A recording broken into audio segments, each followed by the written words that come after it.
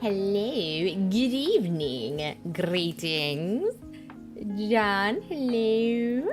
Cloud Ghost, hi. Yes, good to see you. Oh, ho, ho, ho, ho, ho, ho. Hello. Alrighty now, so let's see. We are doing more of the Fire Lord today. Unfortunately, I still haven't been able to figure out. Yo, nice fingers. Hey, Zam. Wiggle, wiggle, wiggle, wiggle, wiggle.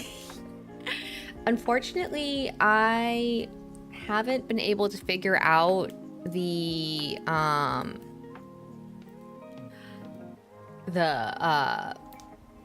whatchamacallit,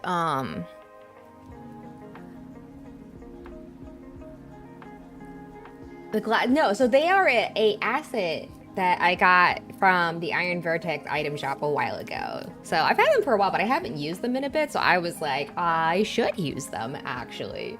Yeah. So unfortunately I haven't been able to figure out the autofocus issue.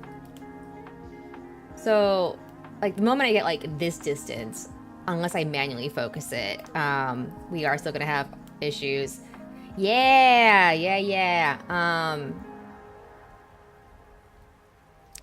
So, but this is reasonably, if I can zoom in a bit more. So this is at max zoom, so I feel like you can still see a bit of detail, thankfully, since it is like a 1/100 scale.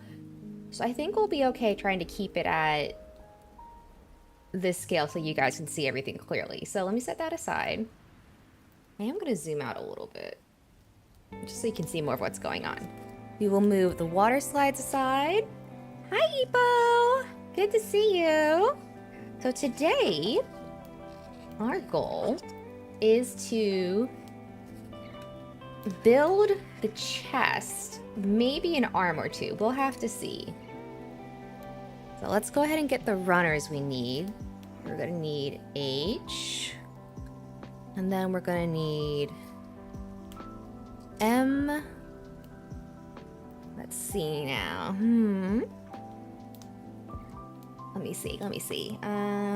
This is W. All right. B. A. Yeah, I think it's gonna be like 1/100 scale, so I am looking forward to it. We do not need K. All right, I don't think we grabbed H yet. That's D. No, did we grab? No, we did grab H, right? Maybe. Yes, we did grab H. C. We need C. Okay. This is D. T. Z. I don't think we need Z either. No, we don't. N. Do we need N? No. Let's see. This is E and E. There are so many runners, Eco. This is C. Okay. Set these aside. Do I need both C runners? Are these both C? They are both C. I will grab both just in case then. So then, let's this up. C.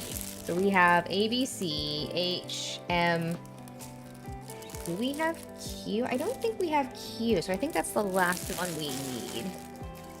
Let's see if I can find Q. That's X and X. I wonder which one is Q. Y and another Z.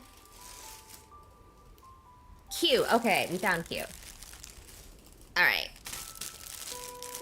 Okay, let's see then. Nice big stack of runners to get us started. All right, let me put these back in the box for now. Let me do the runner plastic ASMR. There we go. All right, I'm gonna get all of these back in here. Okay. Is the pupper sleeping? Yes, she is. She is tired enough that she is snoozing. There probably won't be too many interruptions from puppers tonight. She had quite a day. I'm not surprised she's too tired. Alright, so first we are gonna get started with A and B. So how's everyone's week been? I hope everyone has been doing well. 25. I realized this may not have been the smartest day to stream,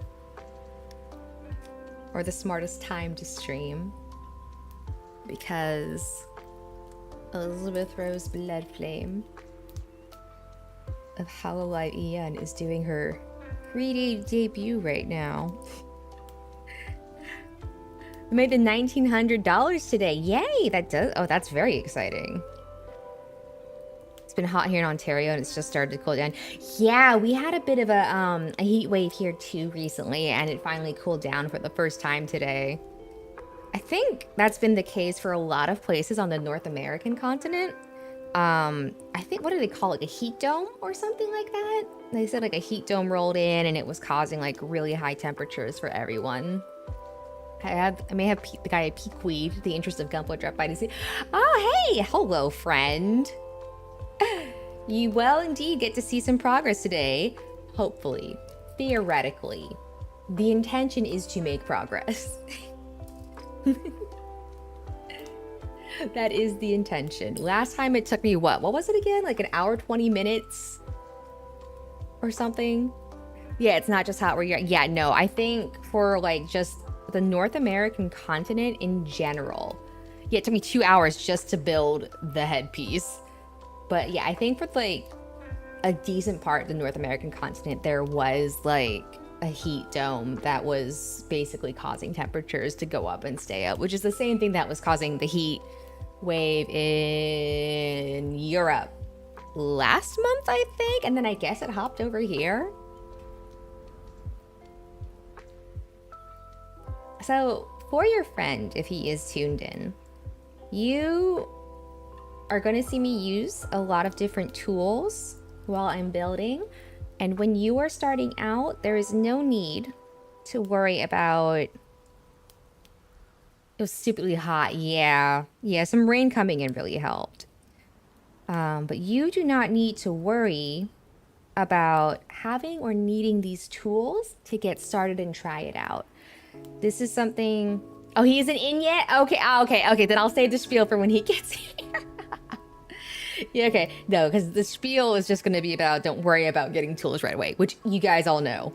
You guys have heard me give that spiel plenty of times. Where did I put my file? Here it is.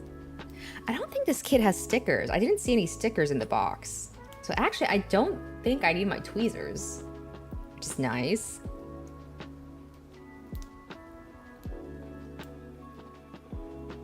Gonna be prepping my desk for starting. Ooh, which HG though? Which HG? Which high grade? Spill the deets, John.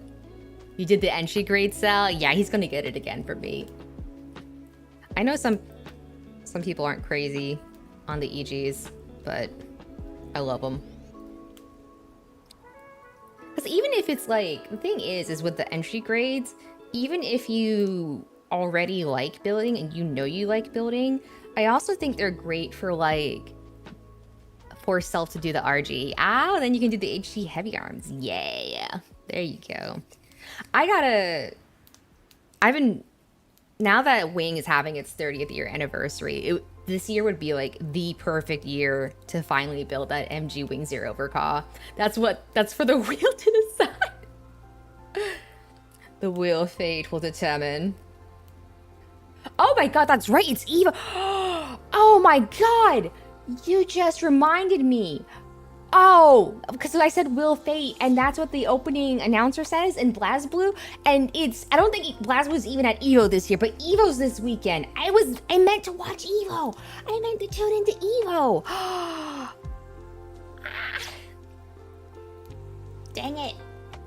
What's the hardest thing about building models?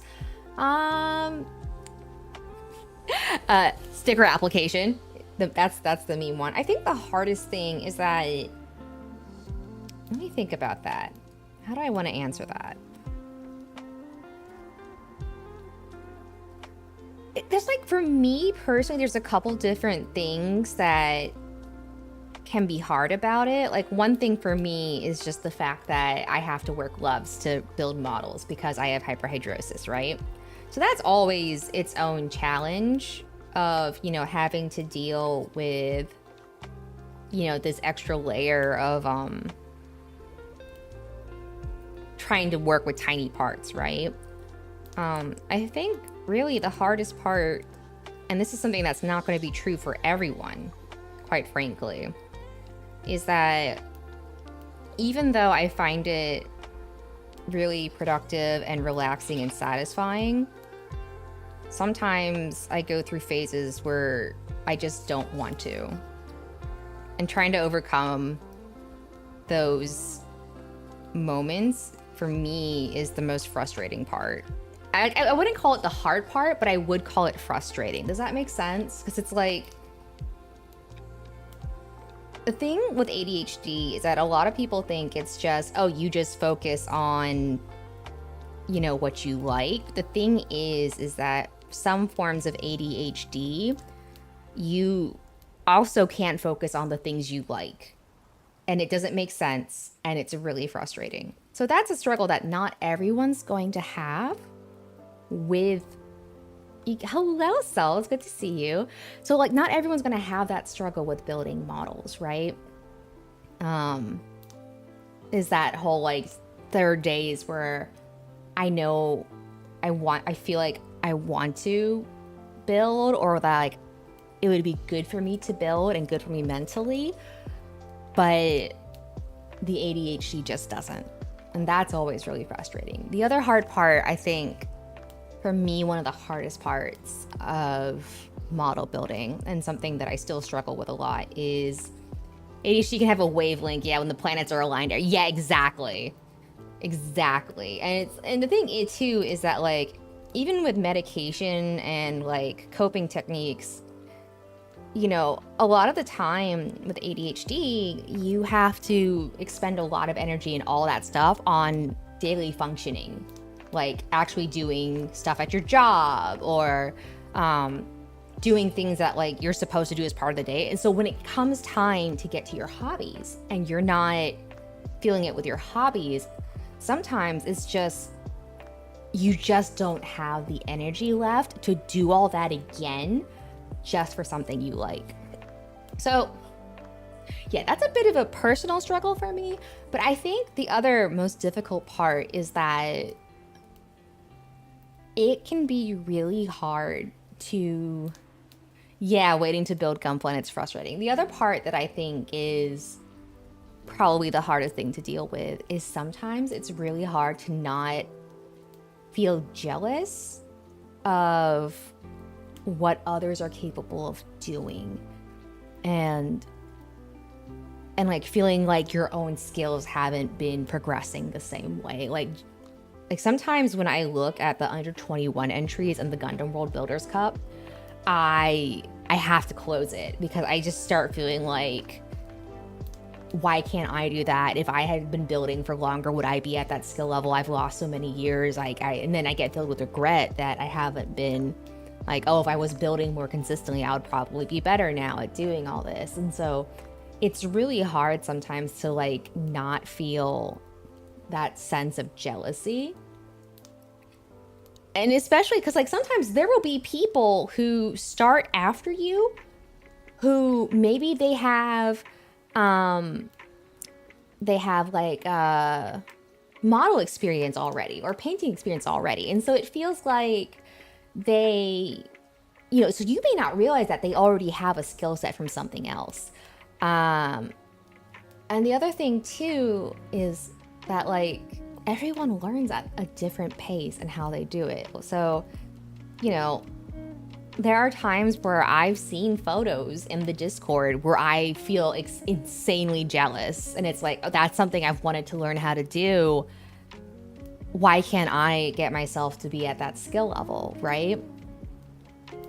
And then that feeds back into the ADHD and losing motivation. So I'm not saying that you guys are making me demotivated. Like, I'm just saying that, like, to me, that's the hardest part of model building, is having to deal with, like, sometimes you can't, like, it's relaxing and soothing in its own way, but sometimes it causes its own level of stress.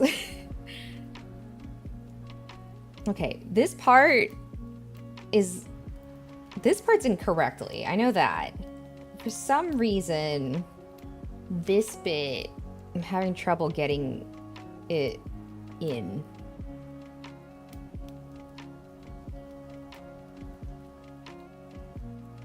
Maybe if I just file it down a little bit. And it's crazy too, because like, sometimes you just gotta step back and realize, yeah, you can't have the Vegeta start showing. If your Vegeta starts showing, your hairline starts receding, and I'm too young to have a receding hairline. Say hi to your potential new addict to your hobby. Oh, hello, potential new addict. Welcome in. Oh, thank you for the follow. Hi, welcome in. We are building a third-party kit today. It looked really cool, so I wanted to get it. And this was actually crowdsourced on the throne, which is really cool. But the thing is like, even when you have those moments of jealousy, right? Sometimes you gotta step back and just realize that there are ways that you have grown. Like, progress envy, I also get that with art, and I lose a lot of motivation to art. And then it's like, oh, if I had just been doing like daily practice or daily drawings, I'd be so much better now, and I wouldn't be feeling jealousy. And then it's like, it turns into like a self-feeding loop, and it sucks. But yeah, like, so for example, I may not know how to do LEDs, but I do have confidence. I'm a lot more confident now with like, if I need to like file or trim a part, to like make it fit better, I'm more confident in doing that now, right? And that's something I didn't have when I started building. Yeah, don't let jealousy anger you, let it motivate you. Wait, that introduction was supposed to be like, hi, I'm so-and-so, and it's been 1 week since I last worked on a model kit. Like some kind of model builders anonymous. There we go, that fits a lot better now. Yeah, I'm happy with that. But in the end, it's like, I don't know if everyone knows Adventure Time, but there's a quote I think about a lot from that show. Is the thing is like, now I'm forgetting the quote. I was about to say it, and the quote has just left my brain. Oh, what was it? It's like, basically the way it works is like, the first part of getting good at something is being bad at something. Like, you have to suck at something to get good at something.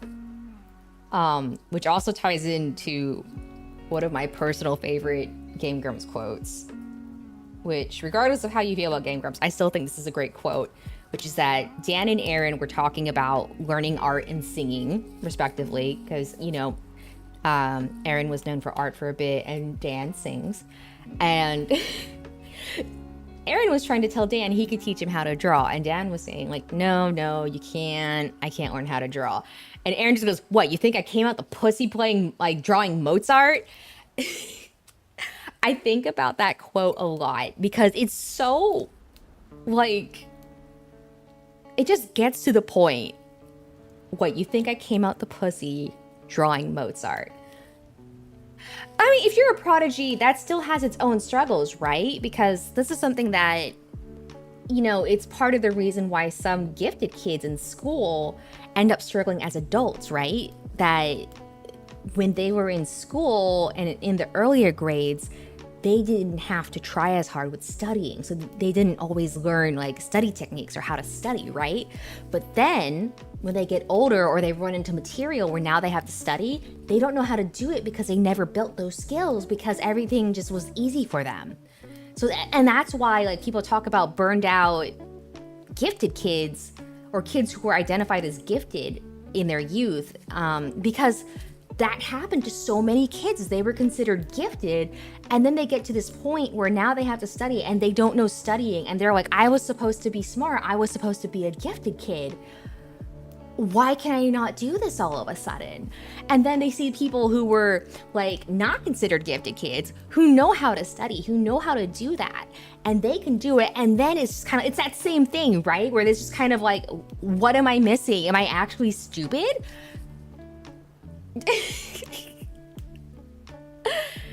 That, yeah, even if you're a prodigy, you do still lose out on something. And I think skill versus raw, no, I don't. I mean, the thing is that skill versus raw talent can also apply to be like being a prodigy, right? Because that's the whole thing, is that, you know, some people will say that raw talent, you can never catch up to raw talent. And there may be some things where that is true. But there are also cases where, you know, persistence and skill can catch up to raw talent. Plain and simple.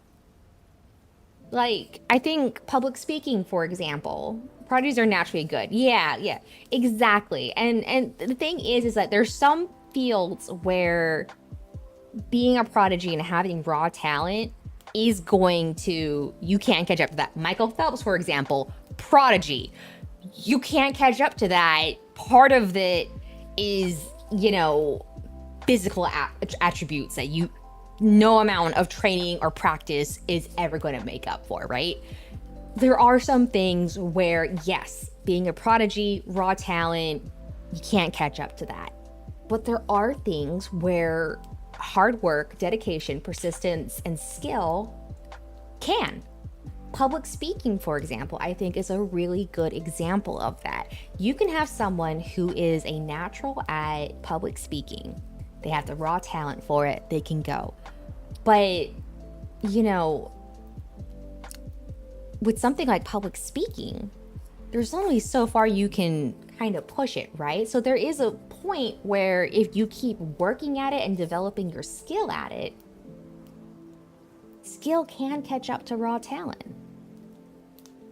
It just, you know? So it really does depend. I know this story is called Naruto.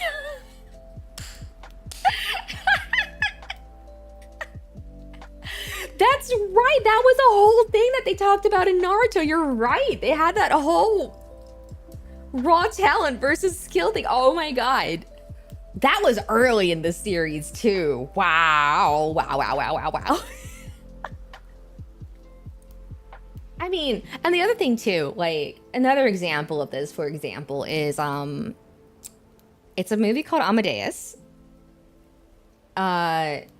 And it's based on a play, and it's exaggerated. A lot of people thought the relationship between Salieri and Mozart was like terrible because of this movie, but it does go into that, of this composer who studied and worked hard at composition and music, and then Mozart comes along and just blasts him away with sheer raw talent. And so the movie, like, really did go and show how ugly that can get when all of a sudden you've worked so hard at something and someone who's just taken their skill for granted comes in and just goes from there. I know someone that was a decent cook on their first go. He used so little ingredients and somehow he made it work. Had the chef that was more skilled. Yeah.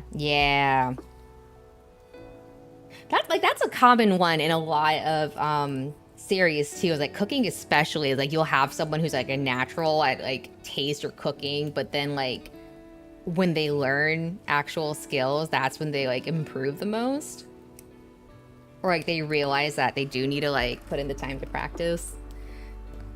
That's the thing.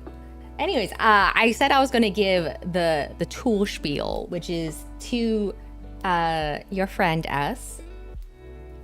You're gonna see me using a lot of different tools as I build. You do not need to have these tools to build. These are things that you can choose to invest in once you've decided you want to get into this and you understand what the tools are for. Like, you're gonna see me with 2 pairs of nippers, for example. You don't need 2 pairs of nippers to start, quite frankly. maybe you might have a preference and you just want something to cut parts off the runner. Cool, fair enough. Honestly, I can't blame a beginner for wanting that if they don't want to just pop it off the runner with their fingers or like a nail clipper or something, right? But beginner probably doesn't need to invest in a single bladed nipper until they know like they want to get into the hobby for sure, right? So that's my disclaimer on the tools. You are going to see me using a lot of tools. It's because I am committed to this hobby. So I am willing to invest the money in it, and I actually use the tools. And then, of course, I'm sure I said he gave you the entry grade spiel. The other thing I was going to say about entry grades, apart from being a great way for people to dip their toes in the water, so to speak, is even if you're experienced, I still think entry grades are really good to have around, because for me personally, like if you want to practice painting or something like airbrushing, or that's why I say wait until you're like actually into the hobby, because you will start, John makes a really good point, like you will start to naturally understand what tools you want or need once you've been building like a couple kits. Like, I'm not saying you have to wait until you've been doing it for a year. Like, you'll probably know after like a couple kits if you're in for the long haul or not. But like as you build, as you research how to do certain things, you know, you will, you know, end up with certain tools out of preference and necessity. Like I remember I actually bought it's a little scribing tool, right? Because I thought when I would watch fancy build videos, I would see people scribing. A lot of your tools are miscellaneous household things. It's stupid. Yeah, that's the thing too, is like there's sometimes with a lot of tools, there are budget household options. Like technically, this is a specialized tool. Here's the thing though. I have to get up real quick to get this. Technically though, you don't have to invest in this. You can just get a cuticle pusher, budget, cheap. You can get a bunch of them off of Amazon, and it's just as effective at, you know, helping with sticker application, for example. Toothpicks are actually a pretty common tool hack, believe it or not. Like a lot of people do use toothpicks, especially for like masking. Toothpicks are very, very useful. Manicure tools are surprisingly useful. A lot of people will suggest that when folks are looking into like tools and whatnot, a lot of people do suggest manicure tools as like budget starter options instead of just going for the expensive one. Another example is nail buffer blocks. I had one when I started out, because in one tool you basically get a rough file, and then the buffing block can help you like polish a surface back up, right? So, but that's one of those things that like I ended up how do I orient this? I think like this.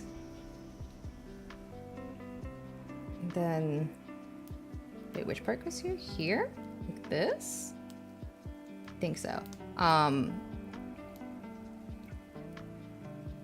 completely lost my train of thought because I was trying to orient the parts. The point is you don't need to worry about tools right away. Like, honestly, probably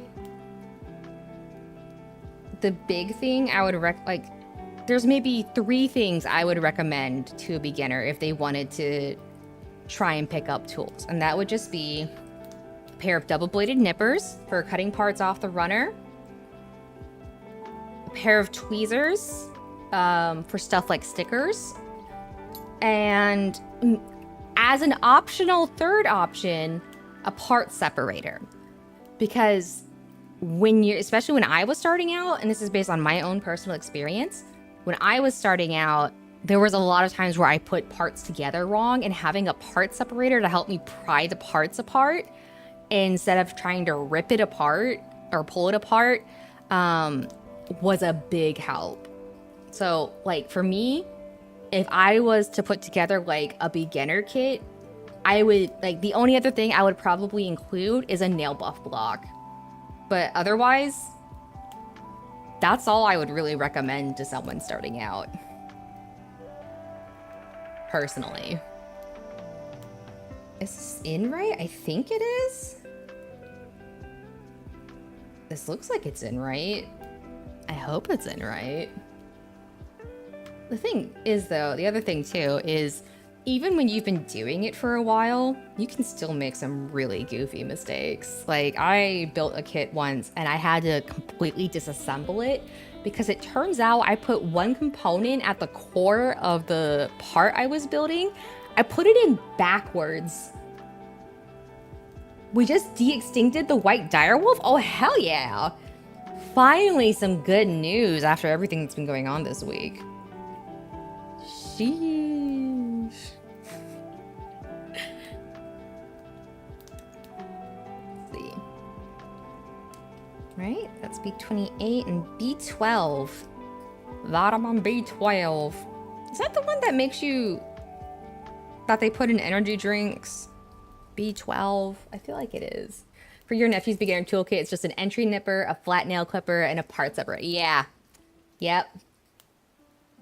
Because the thing, too, is that, like, if someone's really determined, they can improvise, adapt, and overcome. Like, I've mentioned several times that my very first kit, I used a nail clipper to trim down the nubs. The crazy part is basically, we just pulled a solid snake and cloned one other. Oh, interesting. And the crazy thing is what I would do is that I would take the part and I would twist it on the runner until I twisted it out. And then I would take the nail clipper and trim the nubs off.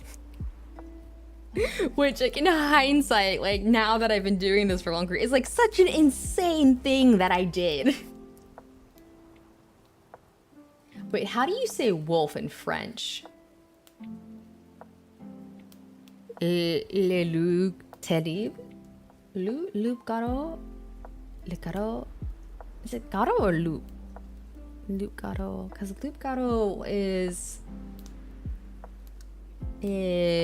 What was it? That was the beast in that one village in France that people think was just a wolf, and people said it was a werewolf.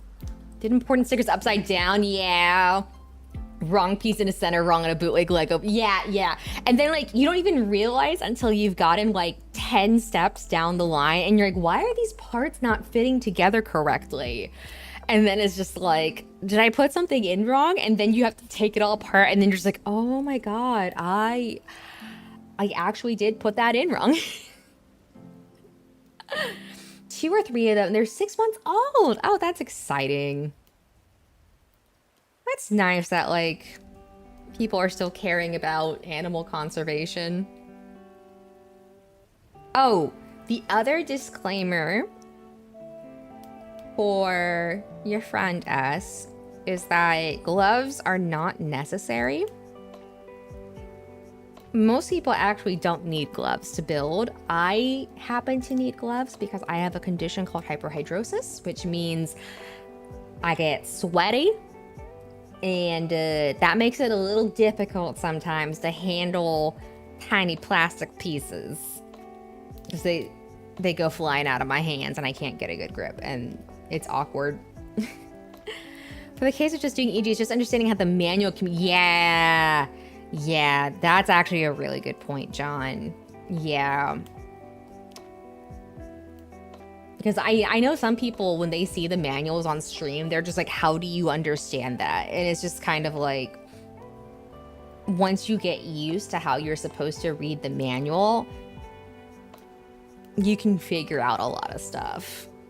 And John's right, the EGs are actually a really solid way to learn that skill. Okay. You know, I just realized I should also say, hi, welcome to the stream. My name is Ursa Marida. I am an after hours hobby bear and girl fail extraordinaire. Welcome to the Bear Tellier. Probably should have said that early on when as first mentioned. Easily show you, yeah. Did I? No, this isn't the wrong part. Oh, wow, I think they really wanted these to be like tight fits. Do I need to file that down? I do. I do need to file this down. Yeah, glass file, budget alternative, nail file. You can just get one easy peasy from like Sally's Beauty if you have that, like any like budget beauty tool store. Shit, of course I admit the girl failure. It's part of my brand. Come on, man. We've all been here long. Most of us have been here long enough to know that's basically part of the brand at this point. Come on. Not admitting the girl failure, please. I think these parts feel like such a tight fit because I think they really wanted things to be secure. Does that mean you have to start admitting you're a boy blender? I mean, do you want to make it part of your brand? I'm okay with it being part of my brand. So I'm fine admitting it. Listen, would watching me play Metal Gear have been anywhere near as much fun if I actually knew what I was doing? Please. Let's be honest. I think they made some of these parts a really tight fit because they really want it to be secure when it comes to posing it. But it's also, now I also am struggling a little bit with fitting it together. Let's just do this. Some light filing on these pegs just to help it ease in a bit more.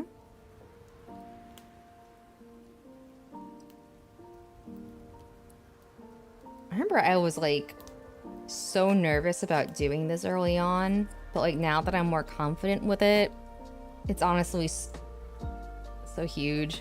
Doing the Schwartz in the same day and always able to help out the few pots. Yeah! Yeah, that was fun. Gameplay is half skill, half comedy of errors. God, I was going back through some old clips earlier today and I found the Metal Gear Rising clip where like I got knocked down to 2.6 HP. And I was like fighting for my life trying to get the cut so I could get the heal. Good times. Good times. I just hit the mic with my glasses. I'm sorry if that made a noise. All right. Yeah, that went in a lot smoother now. Okay, so for those wondering why I'm filing down, I spent 15 minutes finding where the stickers go, so you can slowly spend that. And I still got confused. That's the crazy part, is I still got confused.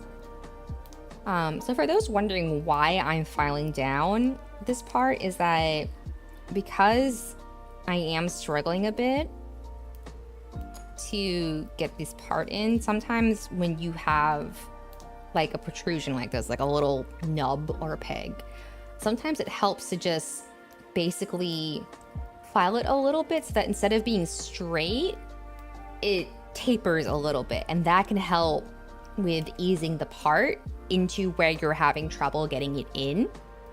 And the other perk is that like if you need to take something apart, having that taper can keep it from getting as firmly stuck in there. And obviously you don't want to file too much off because then it's not going to be secure where you've put it. So you do have to be careful with that. But it can help with if something's like a tight fit, for example, and you just need like a little bit of help getting it in.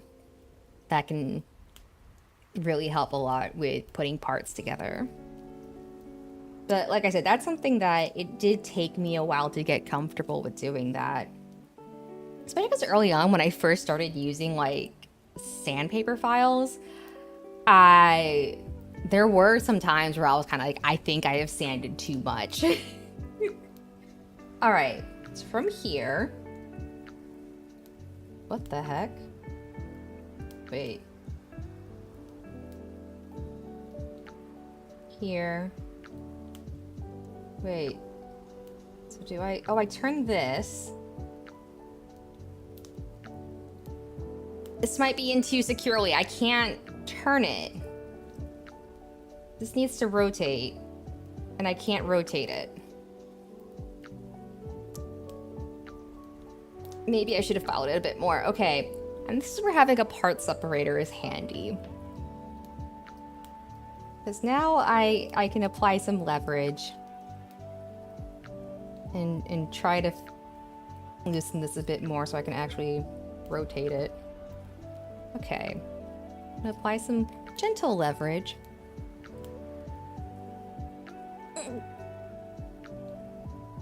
Okay, that is very snug in there. All right. All right, all right, all right. Am I gonna be able to get this out? Uh-oh. Come on. Come on, you. Easy does it. Okay. This is really snug. Come on. Come on. You can do it. You can separate. There we go. Okay. So, okay, I do need to be able to rotate this. So I do need to... Listen. I have, like, noodly arms, okay? I got noodle arms. I don't got muscle. I was actually afraid to do... And I still have a really bad habit of not doing arm workouts because... And this is gonna sound so dumb. I was reading a manga and it was like a fight between someone who, like, for lack of better terms, it was like a fight between someone who focused on speed versus someone who focused on raw strength. And they ended up saying that, like, oh, you know, the speed guy ended up winning in this thing because the guy with raw strength, like, has so much muscle that it slowed down his reaction time. And I played piano at the time. So I was like, oh shit, like, if I build arm muscles, can that mess with me playing piano? So I actively avoided working out my arms because I was so afraid it was, like, somehow going to slow down my reaction time on a piano or with typing or something like that, which is just, like, a really, truly only something, like, a kid can put together in terms of logic. Yeah, it would actually help. Yeah, that's the irony, is that, like, in retrospect, it probably would have helped if I had built arm muscle. But because of that misunderstanding, I didn't. Kid logic, man. Like, that's in the end, that's the crazy part, is it probably would have helped. Mountain V Viper, yeah. Okay, that's going in much easier now. So far. Okay, I can at least rotate that. Now, if I put this in, still can't, yeah. I mean, like, if I were to go to the gym now, I probably would work on, like, muscle training with my arms and whatnot, especially because I don't play piano as much anymore, if I'm being honest. It's just, oh my God. No, it's still too... Rotate. Okay, it's rotating very, very slowly. Come on. I do miss it. It's one of those things where, like, the struggle with it is when I go donate plasma, I use those hand grippers for blood pumping. Like, the struggle with piano is not just that I miss it, but also, like, it just feels like a struggle to find the time for it, right? And that is, like, one of the big struggles with just getting older in general, is you don't realize how much time you have when you're younger.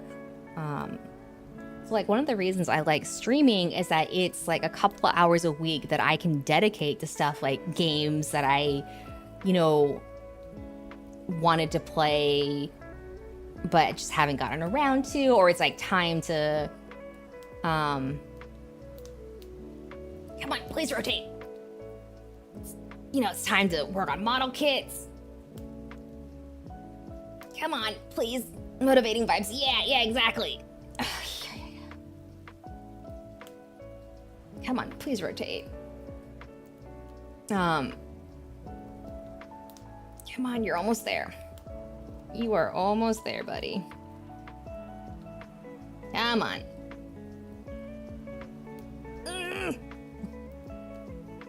Is this enough for me to get this in? I don't know. I hope, no, it's not. It's not. Oh. Come on. Where's the other one? Help me with this. Okay, yes, physics, basic physics, leverage, lever. I learned about leverage and using a fulcrum in school. This is fine. It has rotated more now. Okay.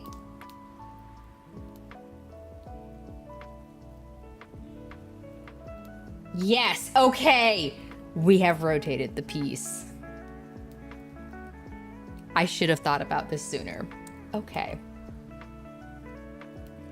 Yeah, physics, baby. What's that line from Breaking Bad? Yeah, chemistry.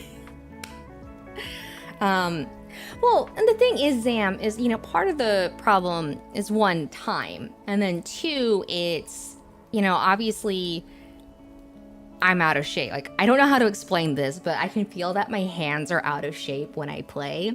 So like songs I used to be able to play, like I have to get better at. But the other thing is that there isn't a piano for me to stop by. I do have a digital piano, but I don't have the space to set it up right now. But it's actually been like, the thing about me and piano is that it's actually, how do I say this? It's weirdly enough, like a bellwether for how I'm doing mentally.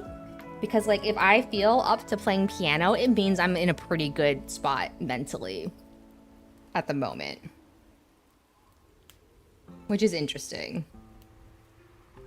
Okay, and then we rotate it like this. Okay, yes. This goes like that. No? No, it doesn't go like that.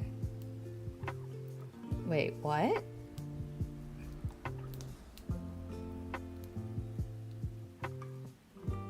It doesn't go like that? It doesn't go like this? Hold up.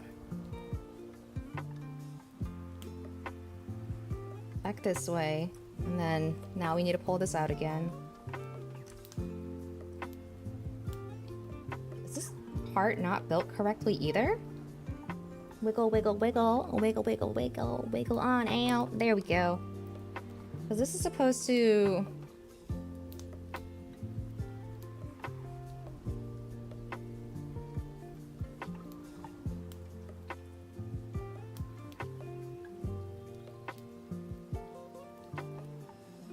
Yeah, there's this bit here. The part's in backwards. I think the part is in backwards. I did it again. I did it again, y'all. I'm looking at how this is... It's weird because according to this does look like it's... No, this part's correct. This part is wrong. This part, okay, I put this part wrong. Oh, okay, okay, no. All right, that's a much easier fix, actually. We don't have to disassemble the whole thing. This is fine. All right. So if this goes this way, then this part is supposed to go like this? I think. Which means this part should go like this.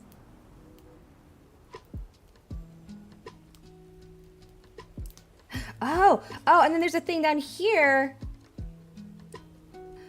Oh, that does fit that more better and not rotate weirdly, huh? Okay. All right.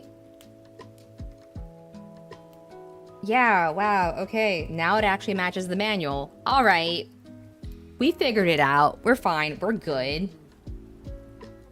Now this can go back here. Like this.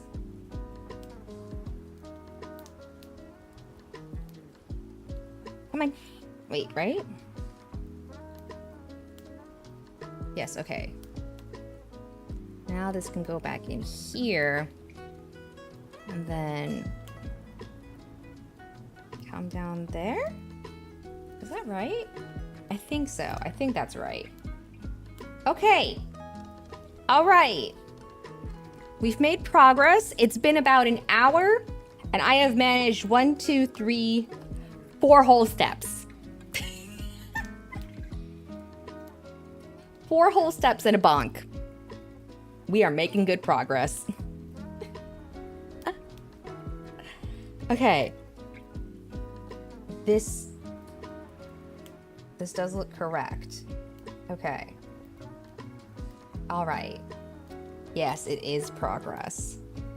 That said, it is about time for an ad break. So I am just gonna go ahead and run that before the timer hits because we're like 3 minutes out from the ad break. Yeah, we are doing it. Calm and steady, that's right. So I'm just gonna go ahead and run the ad break real quick because I'm just gonna stretch, get some water, and then we'll be back in 3 minutes. Okay. What am I doing? All right, I hit the button, Twitch. There you go. Yes, that's right. There you go, buddy. You can run, yeah, run those ads. All right, okay, I need to, where's the button? Hang on, I gotta find the button. Here it is.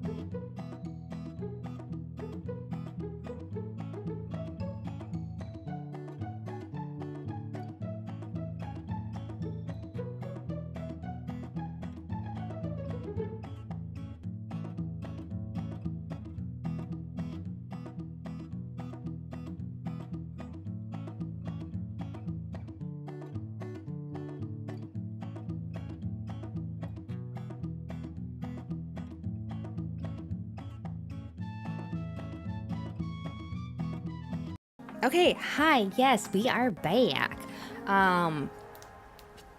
You guys, I turned around and Scrimblow was doing the cutest thing. She had pulled back a bit of the blanket on the bed, and she was like, how do I explain this? Like, she was like, if this is like her face, she had like a paw and was like holding up the blanket to her cheek, like she was like holding it like a pillow almost. And I was like, oh, that's cute. That's really cute. Cute pupper. I know, it was so cute. All right, now we need H and W. You know, it's crazy because I taught French in high school, German in college. So you would think, I took Korean in college as well. Only one semester, right? I did like 3 years of French in high school, don't remember most of it. 1 semester of German in college, don't remember most of it.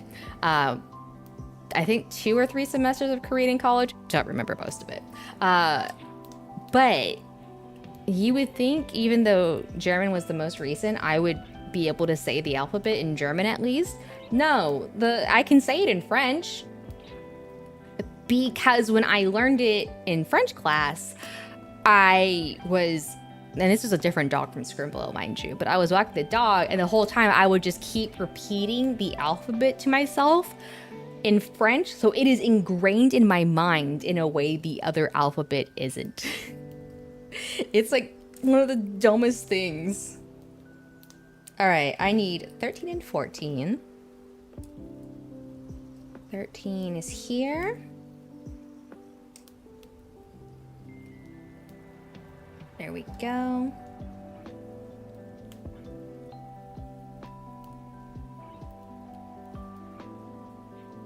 Okay, and then I need 10 and 11 from W. All right, let's get that going then. Oh, here it is, 10 and 11. Yeah, okay. Clear parts, ooh. All right. Les grands esprits de se rencontrer. The grand something is something. I don't actually remember French vocabulary. I just remember the alphabet for the most part. Like, I remember like a few things here and there, but most of what I remember from French is like a few pronunciation rules and the alphabet. Brain only has so many memory slots. Things will be, yeah. There's only so much storage. Great. Le grand esprit. Oh, okay. Grand esprit. Oh, esprit is mine. Okay.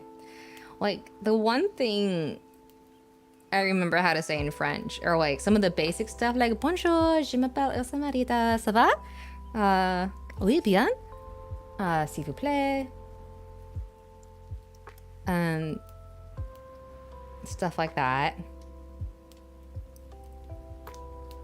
And then the other thing I remember in French, because this was another thing that I repeated to myself repeatedly for some reason, I made it a point to memorize this, is j'ai étudié la français pour 3 ans dans ma école, mais j'ai oublié tout le français que j'ai étudié, which means I studied French for 3 years at school, but I forgot all the French I studied. For some reason, I made it a point to commit that to memory.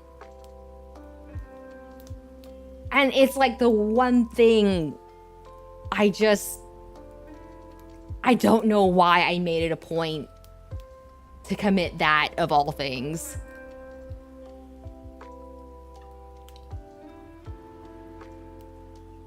Like, I have another phrase like that, which is in German this time. For some reason, the one thing I can still say in German is and it's so dumb because it's pointless for me to say it because it's not even valid. Like, if I could speak more fluently, it would make sense to say this in conversation, but it's oh, that episode of Dexter. And then for some reason in German, I made sure to commit, ich habe ein Semester am Universität Deutsch gelernt, which is, I studied German for 1 semester at university. Why is that what I committed to memory of all things?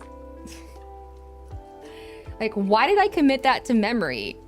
It serves me no purpose in conversation. Like, if I was in a conversation and someone said like, oh, like you speak a little bit of German, and then I could say, yes, I studied for, you know, a semester at university, or I just studied at university in general.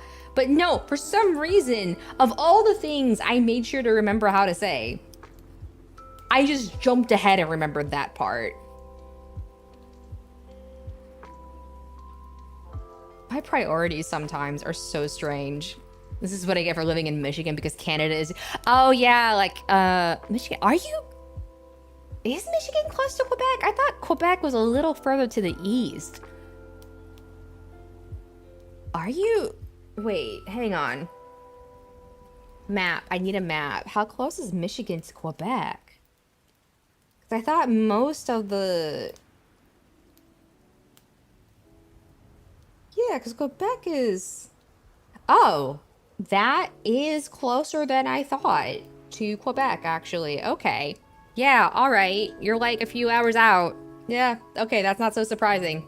You can enter Yeah, so I know you guys are close to the Canadian border, but the main French-speaking region of Canada is Quebec, which is on the eastern seaboard.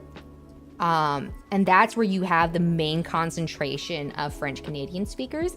But I do think in other parts of Canada, they do learn a bit of French. And I think on most Canadian packaging, they do contain both English and French. That said, I'm not Canadian. I don't know for sure.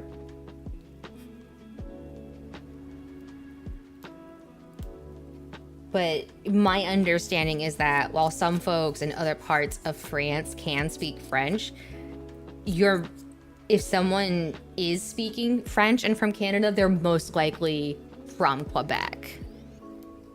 I'm actually right. Okay, so I did have it right. Yeah. Yeah. Yeah, because most people, if they're Canadian speaking French, more than likely they are Quebecois. And if you're online and they're a gamer, a lot of the times you will see QC in their handles because it means Quebecois, I think. Because I remember I was playing a game and I was like, what is with all these people with like QC in their usernames? And then one of them that I was buddies was like, oh, it means they're from Quebec. And I was like, oh. That was really funny because I was in a pickup group for a raid in Final Fantasy XIV. And they were all speaking French. And thankfully, I actually remembered French in this moment. So they're going over like the mechanics and the strategy. And like, I was learning the fight and I was like, I couldn't keep up, right? So I had to be like, je parle un petit français, mais je ne comprends pas la discussion. And they were like, oh, hey, okay, yeah, we can switch to English. So it was really funny that I was like, yeah, je suis désolée, je ne parle pas français. In that moment, my survival instincts kicked in and I was able to remember just enough French to convey that, I don't know what you bitches just be talking about. Most of the Spanish you learn has evolved into just understanding when you read it and probably, yeah. Like, it's so weird because my Korean is kind of like that. Like, I never really learned Korean formally apart from taking it a couple semesters at school. And even then, I think I mentioned before, the teacher wouldn't let me take 101 because I could read the alphabet, but I never learned basic grammar. And like, Korean is one of those languages that is built on like, you need to have a solid understanding of the grammar to like effectively build sentences and dialogue and read and understand. Like, being able to read is the easy part. Knowing the grammar is So like the TAs were always like, I don't understand why you can speak it decently, but your grammar sucks. And it's like, because I know what it's supposed to sound like in general. I've heard it my whole life, but like, I don't know the grammar. I never learned it. I remember I was constantly trying to reverse engineer the grammar. Is English one of the hardest? I don't think it's considered the hardest, but I know it is. It can be. Reading is important, right? But okay, so some background info on the Korean language. So a lot of countries in East Asia basically use Chinese as their writing system early on. And then, you know, in other countries like Korea and Japan, their own native writing systems developed later. So in a lot of those countries as well, you would have to take a civil service exam. So you had to have a certain level of academic knowledge that you could prove to work in the government. And so most people who ended up in the upper classes were actually educated individuals because they could get into those, you know, government positions, get governing roles and whatnot. And so one of the most famous kings in Korean history is King Sejong, who invented the Korean alphabet, basically. So Korean was invented with the goal of making literacy more accessible to everyone, because at that time period, only like nobles could afford to learn how to read, and he wanted to make literacy more accessible. I mean, blame is a very specific way to put it. I would not say blame. So the goal with Hangul and how it's designed is it's designed to be easy to understand and pick up. And what I mean by that is that, and it's actually kind of ingenious, the consonants are meant to mimic the shape of your mouth as you say it. The vowels are meant to mimic the way you're... All right, we're back. All right, cool. Not sure what happened there. So his goal was to make it accessible to people who did not have strong educational backgrounds. So it's actually like, hi Vanda, good to see you. So it's actually kind of ingenious. So once you kind of understand how Korean works as an alphabet, a lot of it can click into place very quickly. Like I basically had a point where I was trying to memorize the chart, and then one day it just clicked and I could read. There are still a couple letters where I don't quite pronounce them right. Again, because I wasn't formally taught the alphabet. But in general, depending on how much I've been able to practice a word or reading something, I can get my pronunciation like it's obvious I have an American accent, but like it's enough that they can understand what I'm trying to say. So that's the thing with the Korean alphabet. And that's why I say learning to read is the easy part. The alphabet is meant to be easy to learn. The grammar, I had to like try to reverse engineer. So stuff like learning what is the subject marker, what is the verb marker, what is the sentence, how do I conjugate verb endings? I had to reverse engineer all of that, and I still mess it up constantly. Like I will constantly forget subject indicators or stuff like that. And so I will say something and it's basically the equivalent of saying like dog run in Korean. 44% Germanic Europe, 29% Northwestern Europe English, 40% Irish, Scottish, North Italy. Oh, I was about to ask that. I know it's not weird. I know it's not weird that it's easy. Yeah. So, yeah, it's one of those things where it's just like, so a lot of my Korean that I do know, like I do remember some basic phrases, but a lot of it is just like random things that are like, I know them because like I've just learned the phrase randomly and I've kept saying it. And so it's stuck. So it's really lopsided. Pretty much in the same boat for Tagalog. Yeah, like it's like after moving back in with my parents, like I have picked up a little bit more, and there are some things in grammar I understand a bit better. But like in terms of like vocabulary and whatnot, unless it's like a specific phrase, I know I can't speak it back for shit. Like I can, if I'm listening to a TV show and I'm watching a TV show, I can figure out from context what they might be talking about sometimes. My listening comprehension is shit. I can't like I can't make out the words a lot of the time. Anyways, I need to get back to building this. But is English a difficult language? Honestly, I think partially, but I also think English being a living language applies to a lot of other languages as well, right? Because every language has, you know, slang and whatnot. Yeah, like I think English can be tricky to learn in the sense that English is like 7 languages in a trench coat, because English is made up of like random rules and whatnot that just got picked up and integrated. Like ultimately, English has its roots in being a Germanic language, which is why some people, when they see German, they can intuit what it means, because some of the words between English and German are very similar.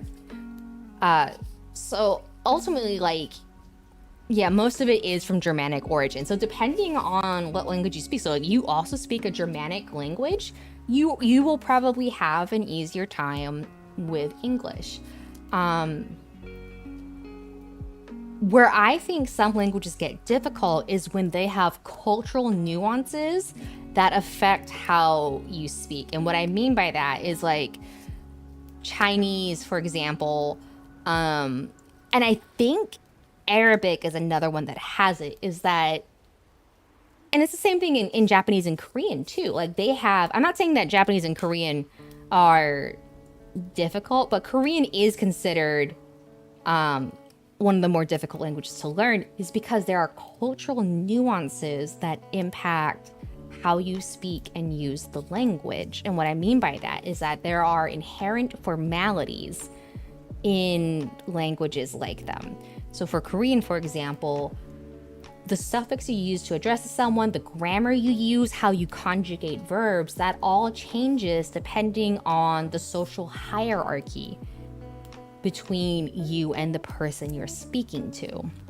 So the way I would speak to my sister, for example, or my friends versus the way I would talk to my parents is different. The way I would talk to my parents is different from how I would talk to my grandparents. You know, that kind of thing. And so the part of the problem is that when you ask someone to explain those rules, it's such an innate thing that you grow up with the culture, that it can be very difficult to explain and intuit, because you can be like, well, how do you know like what to use? And, you know, it's something that if you try to ask a Korean person to explain how they know all those little inherent rules, for example, a lot of the time, some of them will say, well, you'll figure it out eventually. That doesn't explain shit. You know, and then you get stuff like that with Chinese, where you also have very nuanced differences in pronunciation that can completely change the meaning of the word you're saying. It's like how in Spanish you gotta roll your R's, but some people just can't get there. Well, I think, wasn't there a theory a while ago that being able to roll your R's was also like partially genetic? Like I know between me and my cousins on the Korean side of my family, I'm like one of the only ones who can roll my R's.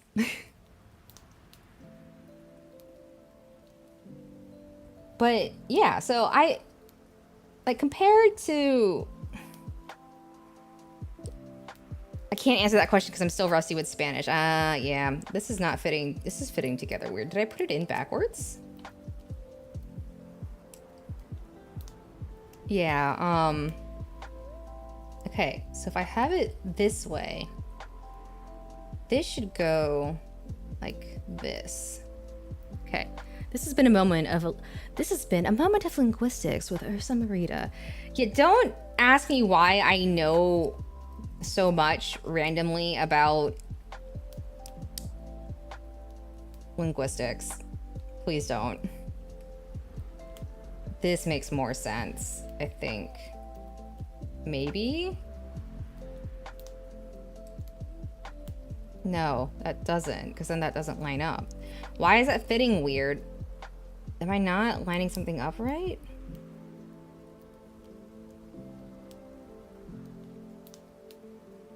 This looks like it goes like this.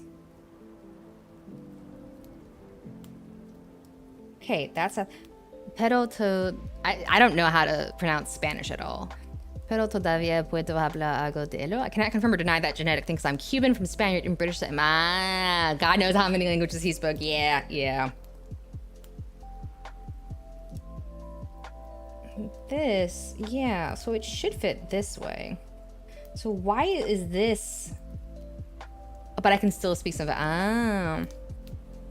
This is fitting. This isn't fitting together right, and I'm confused. As far as I can tell, this part is aligned correctly. This part is aligned correctly. Is it not pressed to? Oh my! Check.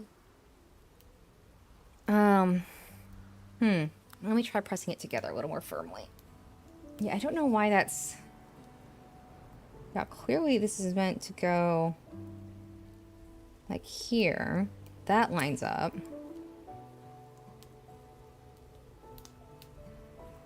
That lines up.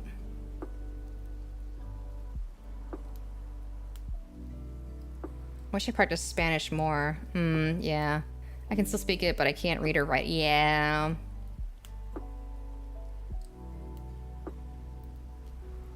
Yeah, that peg is supposed to line up. Yeah, so if this is facing this way, that looks correct. And this should come here like this. And I can feel it go in like it's supposed to. That goes over that. Okay.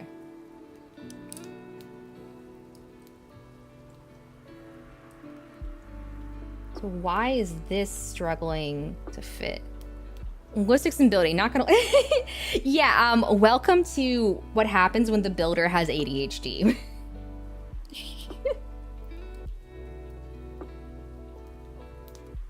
Is it supposed to have a gap like that? Hang on. Is it supposed to be gapped like that in the back? And I'm just dumb?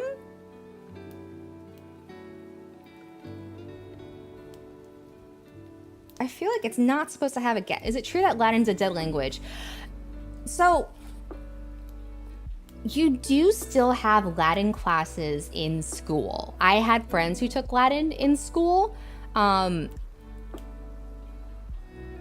I would say it's not a dead language because a lot of people do still study it in terms of like academic use. So for example, being able to still read old texts where Latin was commonly used as the main language.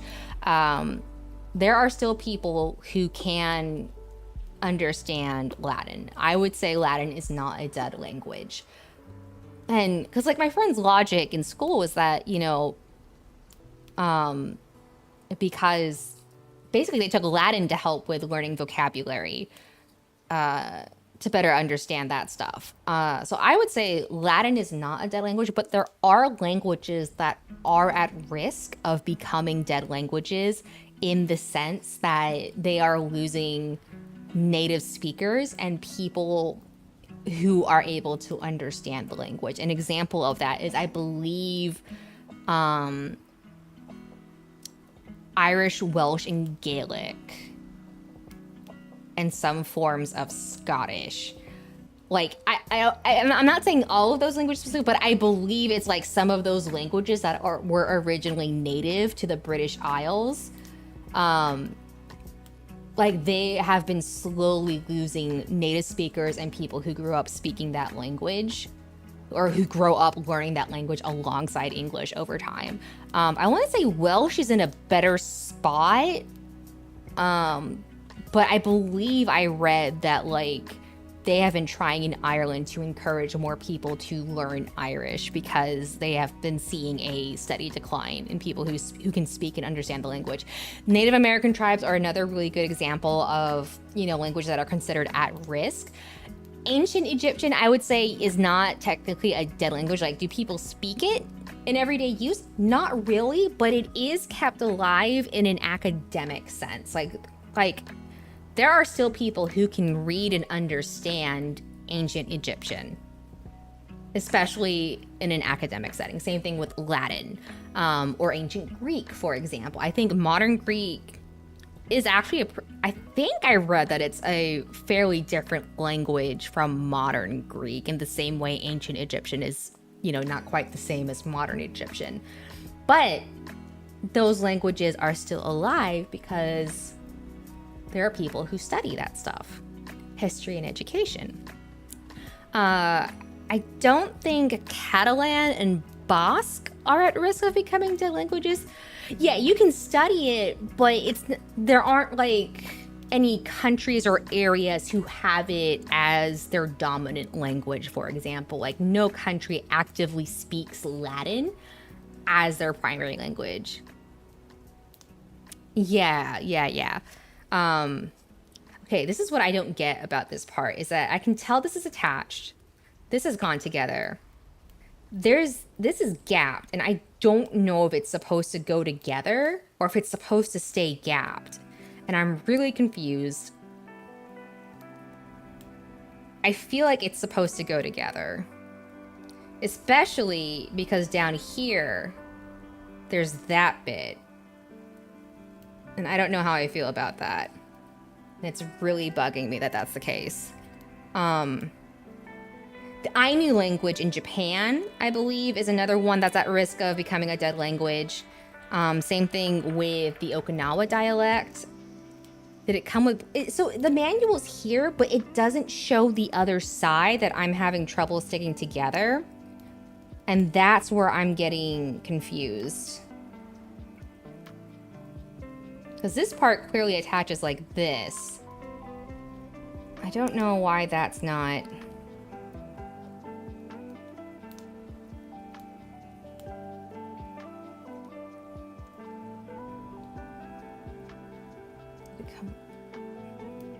Together, yeah, together. It feels like it's supposed to go together, unless it's supposed to... That doesn't seem right, though. So there's these two slots down here.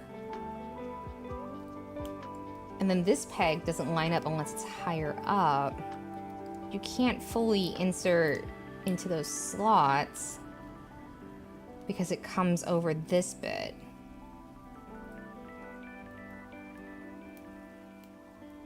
But this is clearly the right side here because of how it lines up. Wait, let me see what the lady's trying to say. Yeah, as far as I can tell, that is oriented correctly. Maybe if I try this, that'll help. All right, let me see if moving that out of the way helps with putting this in. I have it on the wrong side. Here we go.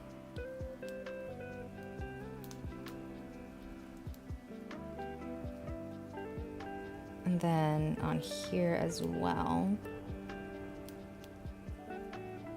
Yeah, okay. Weird. I feel like you're supposed to be able to...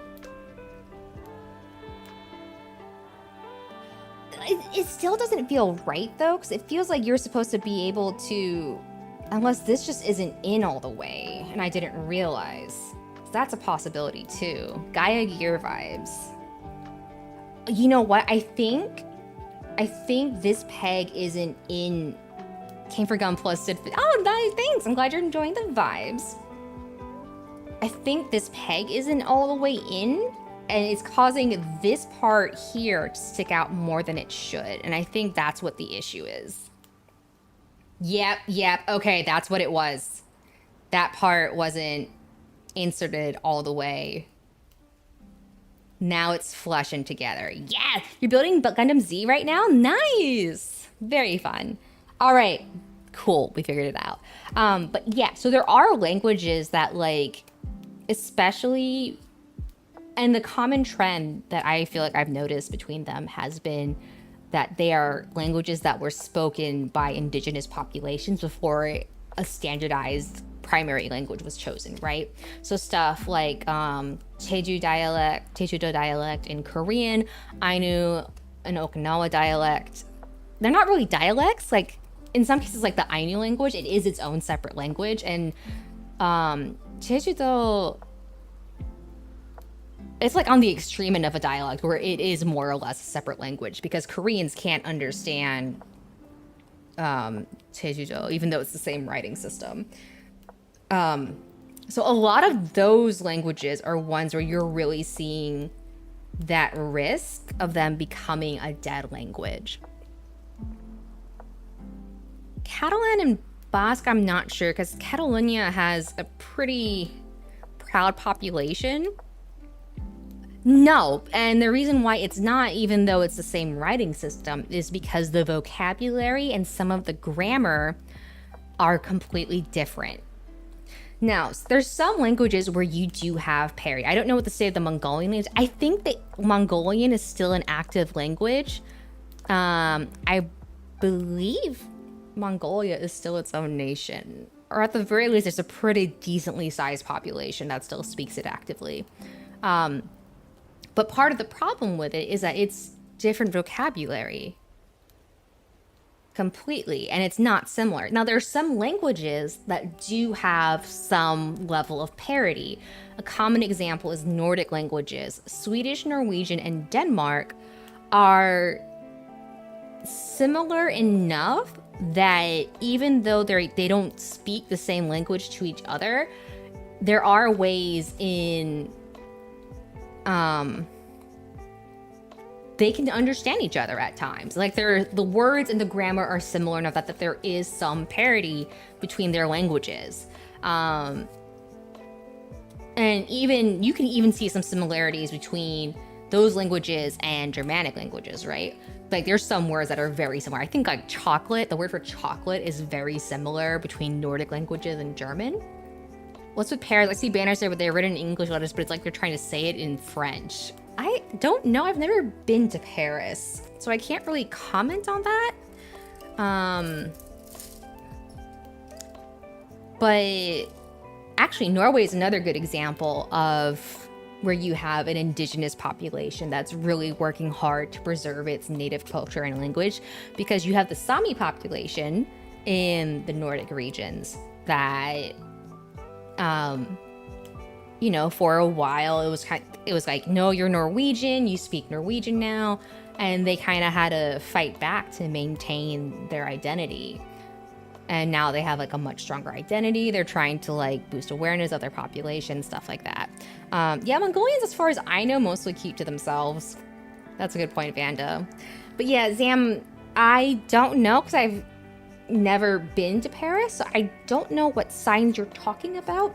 I do know, however, that France in general is one of those places where if you're abroad as a tourist, most people will appreciate if you try to speak the native language and you don't just come in expecting them to cater to you language-wise. Most people, where I have traveled at least, appreciate an attempt to speak the native language, even if you completely butcher it. They're like, you know what?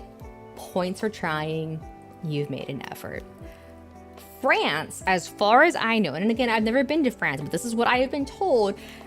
Apparently, if you go to France and you speak French, they will look at you like, what the fuck are you doing to our language? And it's like, I know I don't speak it well, but I'm trying. And it's just like, do better. You're in France. It's embarrassing that I know some French, but I've not been to Paris. I don't know, because I know there was a period where, you know, they did teach English more often. I want to say there probably is a decent chance. where they well know some English, but I do find it a little amusing that like if you come in and attempt to speak French, some French people will just be like, what are you doing? And Mongolians speak enough to have, yeah, I think I saw the band you're talking about. Like they were on some like Chinese song competition and they had a sick song. Like I meant to look into them more. And then there's Mongolian throat singing, which is actually overtone singing, which is basically, it sounds weird when you hear it, but when you realize what it is, it's actually kind of insane because overtone singing is kind of a way of, and I think I remember this right, I might be wrong, but overtone singing is basically a way of singing multiple notes at the same time. And that's part of why it sounds the way it does.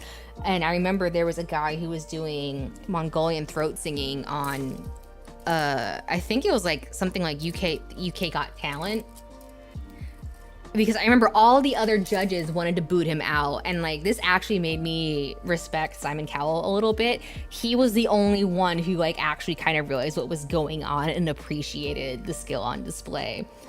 And I remember the other judges like, oh no, this just sounds weird. I can't speak the Indian language, but people from India are really nice. Yeah. That's another one where there's like several dialects. French parts, Canada can also be like that, at least from what I heard. Friends said he went to get coffee. The dude just speak English. It makes it easier for you and me.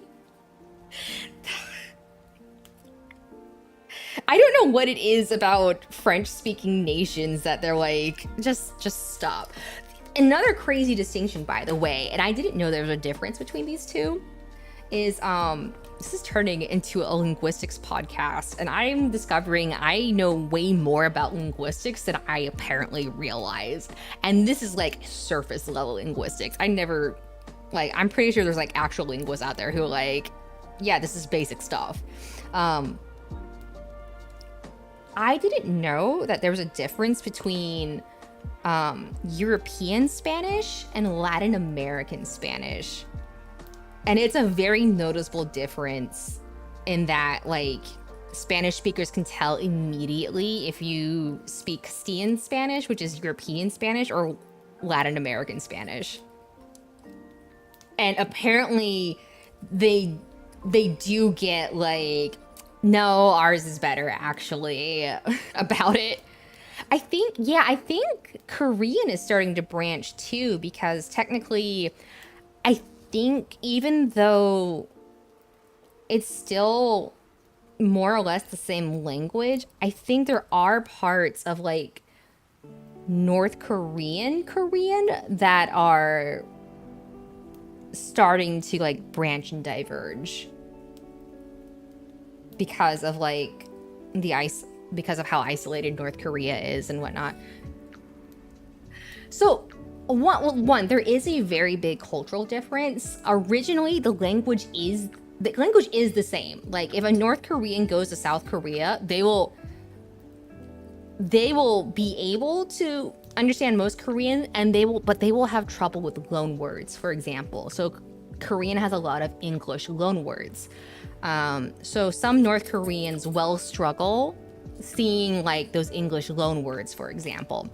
So like they may see a sign that says, we have asparagus on the menu, and they won't understand what asparagus is, because with how culturally isolated they are, they have limited exposure to stuff like that. Whereas there may be some terms and phrasings that if you go to North Korea that are different from how things developed in South Korea. I'm not as familiar with the specifics on how North Korean has evolved over the years, but my understanding is that like there has been some like understandable distinctions that have popped up over time because of how they have been separated culturally. Yeah. I actually did do a paper on anti-Americanism in North Korea at one point, which because like it fascinated me eminently that, you know, at the time America was providing a lot of food aid to North Korea, but they were still technically I have been to North Korea. technically it was at the DMZ, and I did step over the border, and I was very nervous the whole time. No, anti-Americanism in North Korea is basically just the fact that they're very staunchly anti-American. But at the time, I found it really fascinating because America was also sending a lot of food aid to North Korea. Wish I could see the same for the Philippines. Philippines, I didn't realize that. You just watched an in-depth vid on North Korea. Yeah. North Korea is crazy when you see some stuff about it. One of the craziest things about North Korea to me right now is the fact that they have phones, but the censorship on the phones is insane. Like, it takes screenshots every so often that you can't delete. And then like this is an example I do know from seeing the video on the phones, is that the way some words are used in South Korea, they try to avoid using it the same way in North Korea. So, for example, the word for, yeah. So, as an example, in Korean, when a girl is addressing her older brother, she calls him oppa. A lot of people, well, especially in the K-pop fandom, will also refer to, you know, their favorite boy bands and whatnot as oppa. Or a lot of girls will refer to close friends or even their boyfriends as oppa if they're older. In North Korea, if you try to call someone oppa, you will get, on your phone, you will get a notification that says only use this term to refer to your actual older brother. And there's other things where like they'll automatically change some words to say comrade instead. So, you know, and that's an example of how, like, because of how it's done, you have that natural divergence in how stuff in the language is used and developed, right? Like when you think about that.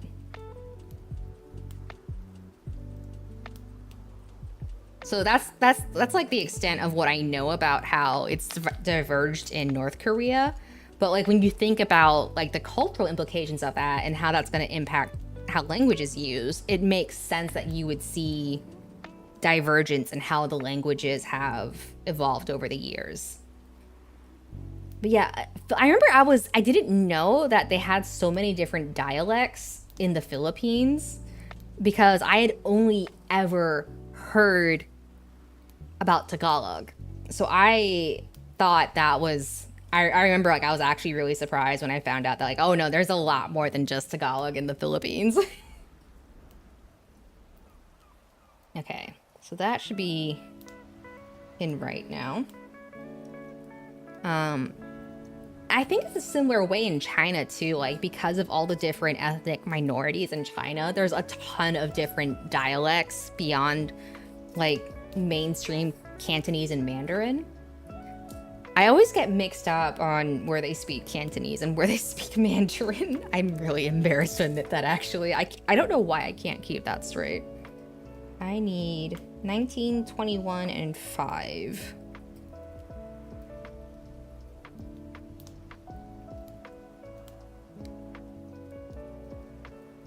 It's funny though, like after seeing that video on censorship, because goddamn does it feel like some places are trying to implement that in other parts of the world right now. Absolutely. Oh, I needed the second sea runner. Absolutely insane stuff with that. Like, do not be fooled. Any kind of censorship, like historically, and this is historically speaking, right? But historically, censorship that finds basis in moral standing, especially one that the justification is that you are protecting children,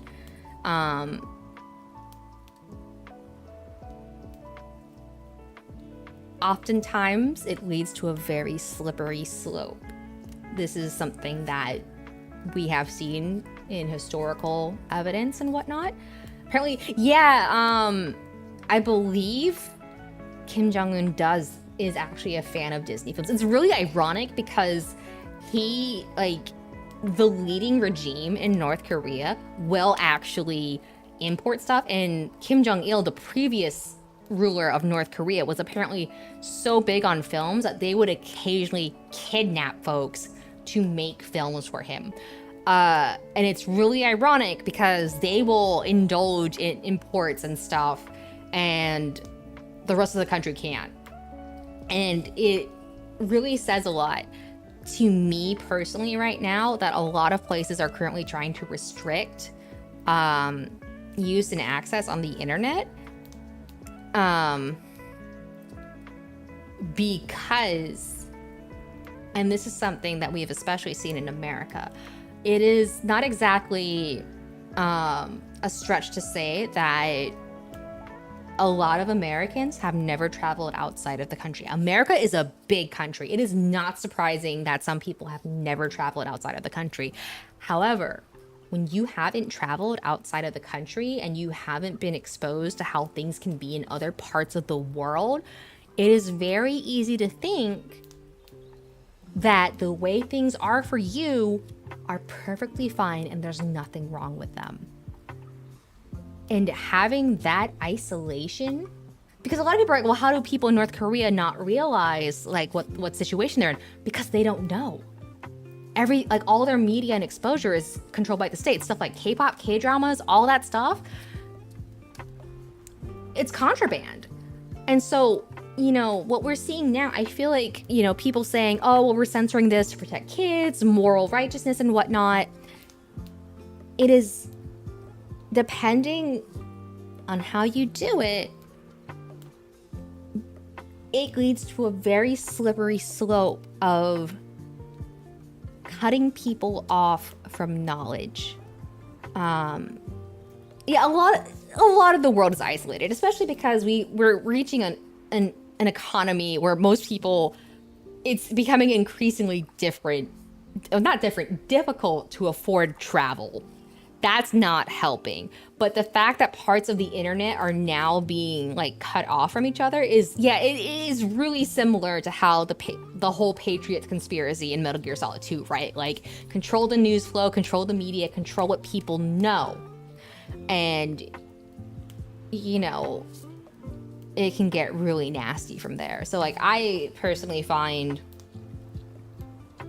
like, especially because I have learned about stuff like North Korea, like when I see this stuff and it's about, you know,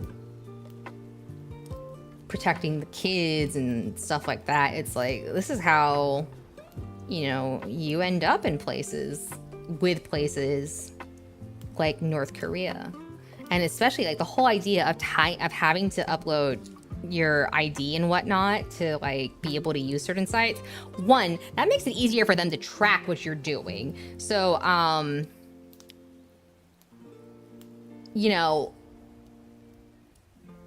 like, let's say you have to have your ID to use Discord and like your Discord logs get subpoenaed and, you know, they say, oh, well, look at this person. This is treasonous or speaking against like the current party in charge.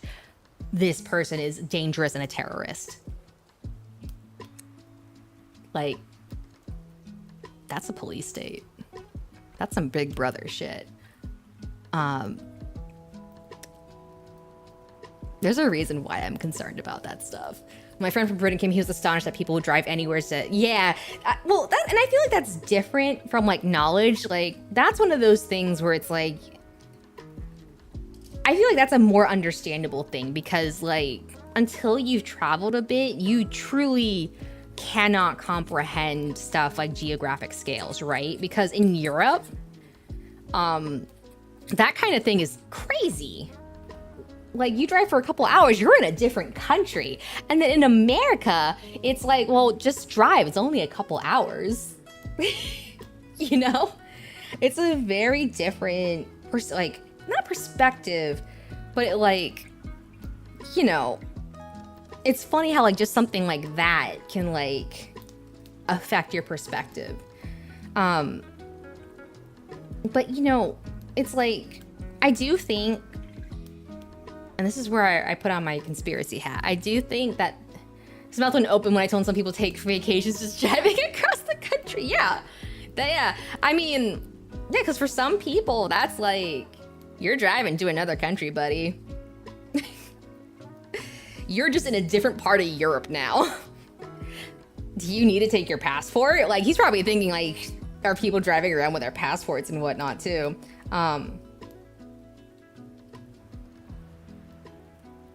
But yeah, I do think that MGS2 is unfortunately proven to be a little more on the dot than anyone would have hoped at the moment.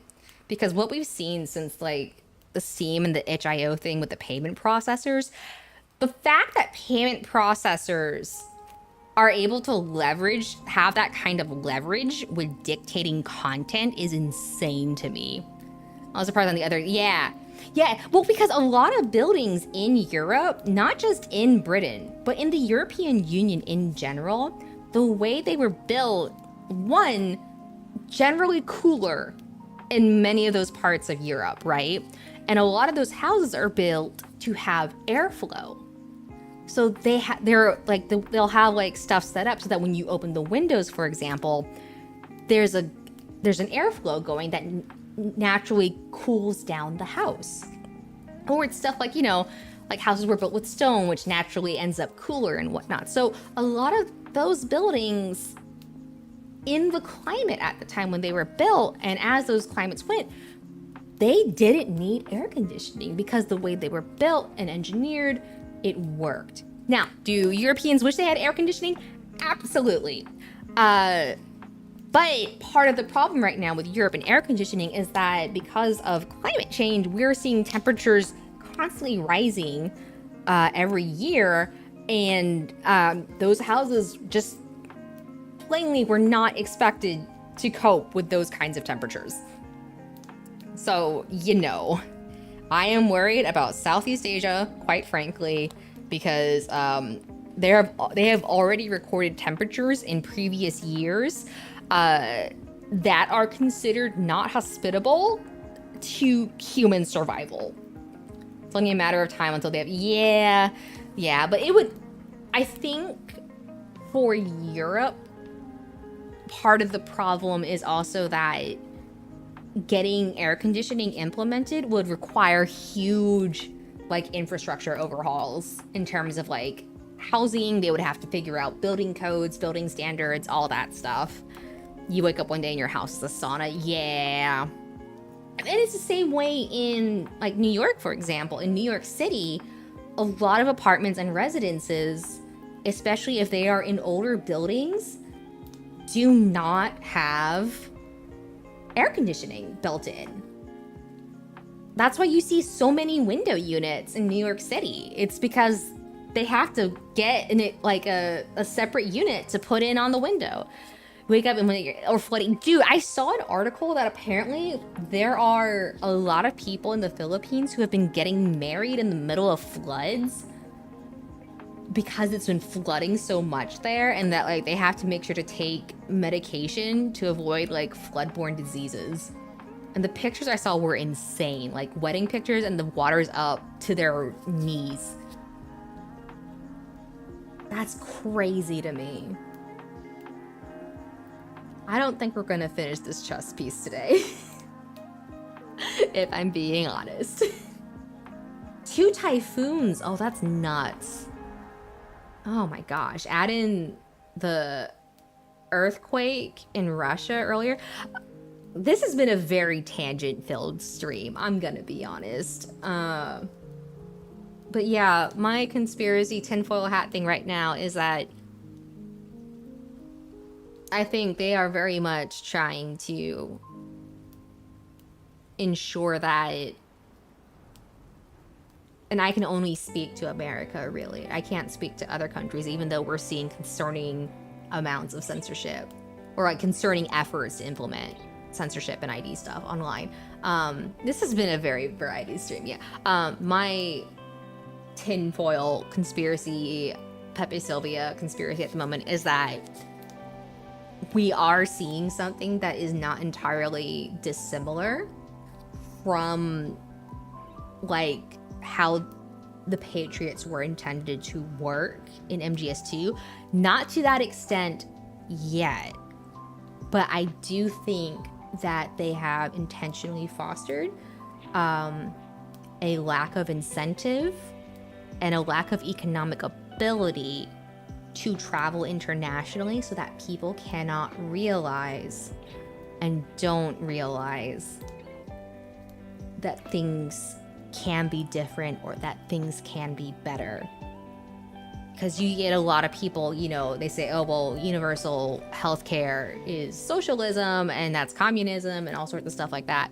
And yes, there are cons to stuff like the NHS. You know, we hear about it from like Canada, the UK all the time, right? But when I went to Europe last month, I went to a place that has a lot of infrastructure set up for electric vehicles. And most people have gotten electric vehicles at this point. And just the sheer difference in noise level and not smelling exhaust in the air all the time, I was like, oh my God, right? Like just that alone, just that factor alone, like just seeing that for a couple days was eye-opening. They have, like, there are some companies in there that, like, they are meant to be first-time jobs for high schoolers to help them build, like, entry-level job experience so they can have job experience on their resumes before they go elsewhere. It's not glamorous. It's just ice cream scooping during the summer, but it's still crazy to me that there is a company that is their goal, is to help people build that entry-level job experience so that they can build their resumes while they're still in high school. Germany's electric infrastructure central. Yeah. I mean, and like I said, I'm not saying electric vehicles are the way of the future, right? But that's been one of those things that people have been arguing about in the States for a while, right? You know, like, just stick with gasoline. Why do we have to build stuff everywhere? Why do I have to charge my car? But it's also like, the air is, like, you can feel the difference in the air quality. Like, just that alone, I was like, damn. Like, like the recycling system, yeah, that's the thing. I think stuff like Chernobyl has, like, frightened a lot of people off of nuclear and association with the nuclear bomb. But we ultimately, whether or not you're a proponent of fossil fuels, my understanding of fossil fuels is that ultimately they are a finite resource, and there will come a point when there is no more oil. I don't know when that point might be. We might be hundreds of years off, but it's my whole understanding of fossil fuels is that it is something that will eventually won't be accessible. And if we don't have infrastructure in place then to use as an alternative, we will be in trouble. It would be nice if people were willing to be more adoptive of nuclear and windmills. But yeah, I do think there are active efforts to keep people from being able to know better in terms of, like, how things could be different. Which is, I feel like, very beginnings of the Patriots type things. But yeah, in general, widespread censorship, especially on moral grounds or in the name of protecting kids, is often the start of a slippery slope. Yeah, like, it's sad because, like, you think that, but then you get the lobbyists and they're like, nah, we want profits. But we raised a lot of value for the shareholders. Hi, I'm a little critical of capitalism. Can you guys tell? Hi, it's me. All the guys making fuel sources are going missing and getting sudden feelings of big sad exit. Yeah, hi, can you tell that I'm not pleased with the state of the economy at the moment? What could have possibly given it away? For as shitty as my home island where I grew up was, with the Cuban government being god-awful, lack of cars and pollution did lead to clean, clear oceans and actually flourishing wildlife. Yeah. Yeah, I do remember hearing about that they have the rolling blackouts. I am worried we might get to a point where I think there is a town actually that has already been told to try to cut back on stuff like showers and water use because a AI data processing center has basically been using tons of water to like cool their systems and whatnot. So I think we actually are starting to see stuff like utilities are being impacted because businesses can afford to pay to have priority. Which, you know, very comforting thought. So comforting. All right, it is another ad break. I'm gonna stand up and stretch real quick. All right, hold up. We are really on some tangents this stream. Hot damn. I promise we usually don't have crazy tangents like this. I promise it's usually not a yapping stream like this. It would be kind of cool if a robot did her job.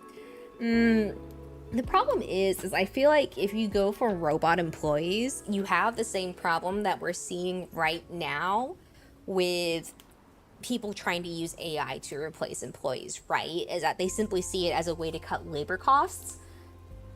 And it becomes a matter of if all the jobs are filled by robots and AI, how are the people who are now out of work generating income to afford cost of living, to afford rent and food and utilities? It works. I just finished MGSC, the political talks. Yeah, that's true. So that's my concern with that, is that if you don't have some kind of social safety net or something like universal basic income, and you replace labor with robots and AI that don't have to be paid, and companies don't reinvest that money into stuff like that, how do people eat? How do people pay rent? How do people keep a roof over their head? And that's, so it's like, the idea of we can have robots and AI do jobs is great on paper. It means people don't have to work. But it's also at odds with companies constantly vying for ever increasing profits, because now they have all the money. What are people going to spend? Like, and again, I can only talk about America specifically, but a lot of people are opposed to the idea of a universal basic income. Well, if the jobs are gone and they want to cut welfare and welfare benefits,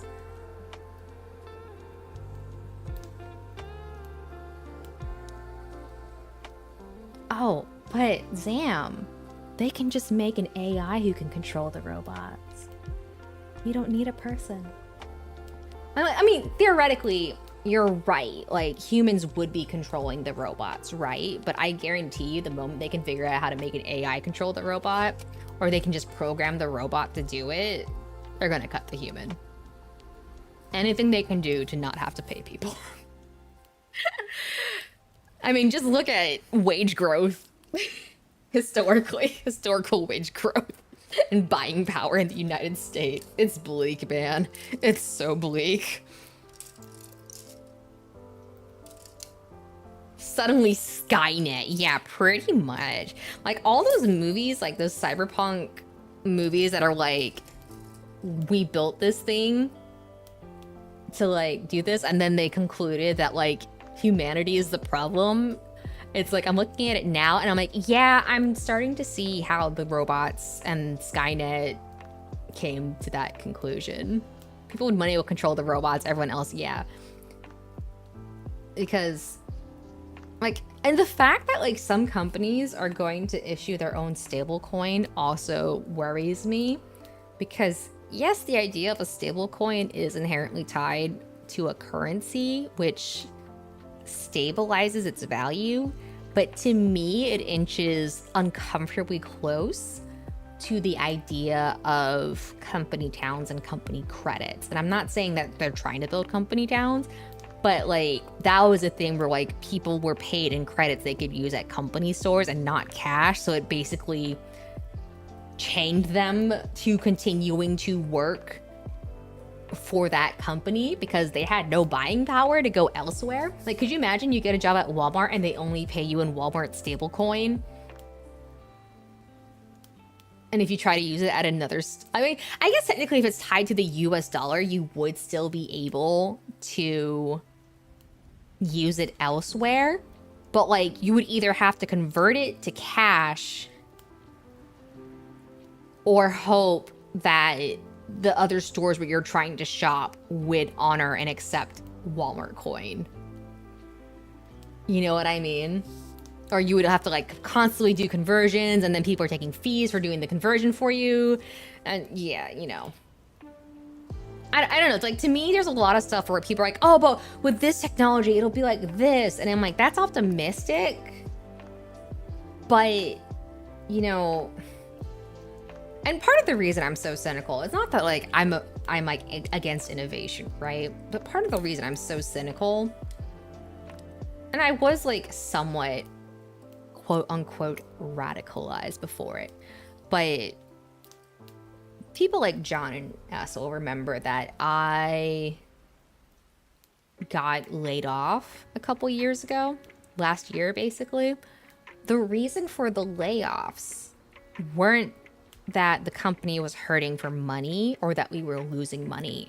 The reason for the layoffs was that the profits had slowed down.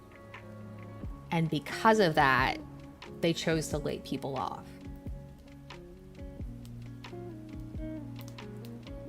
Is being a realist technically being cynical? I don't think so. Yeah, that's fair. So,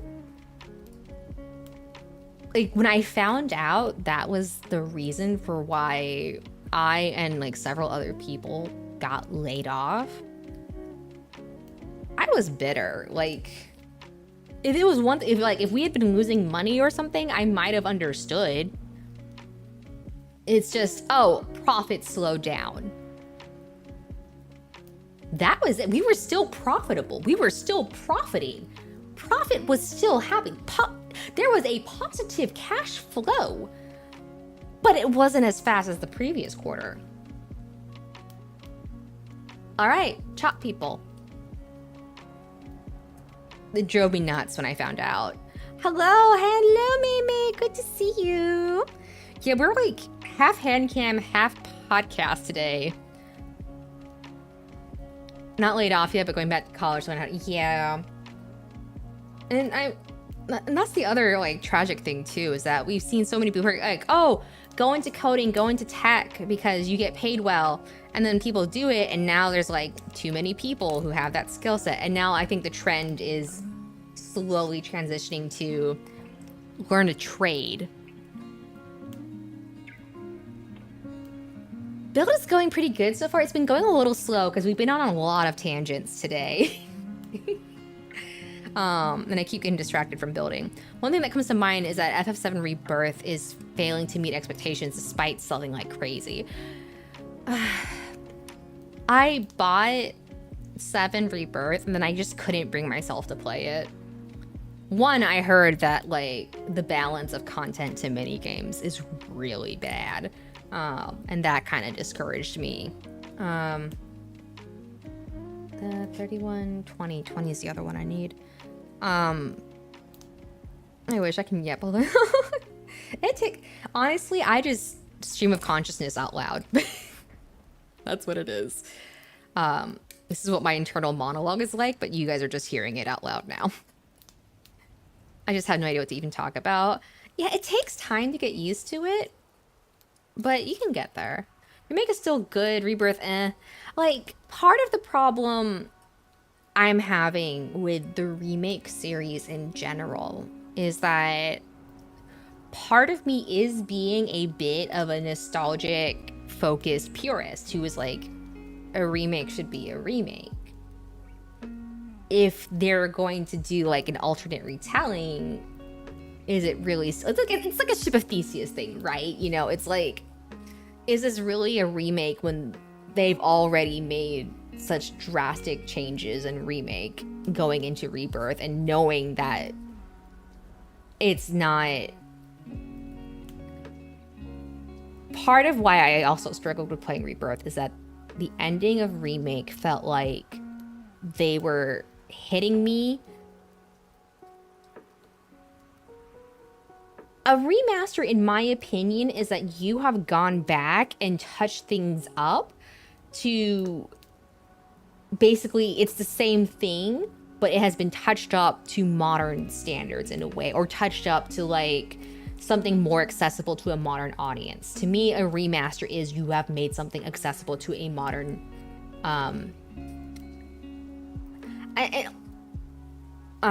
like you have basically like updated it and made it accessible. A remake is, but you're still, the thing with the remaster is you're still using the base of what it was originally, right? And a remake is you are remaking it, right? So like a remaster is like if I had a song I had written.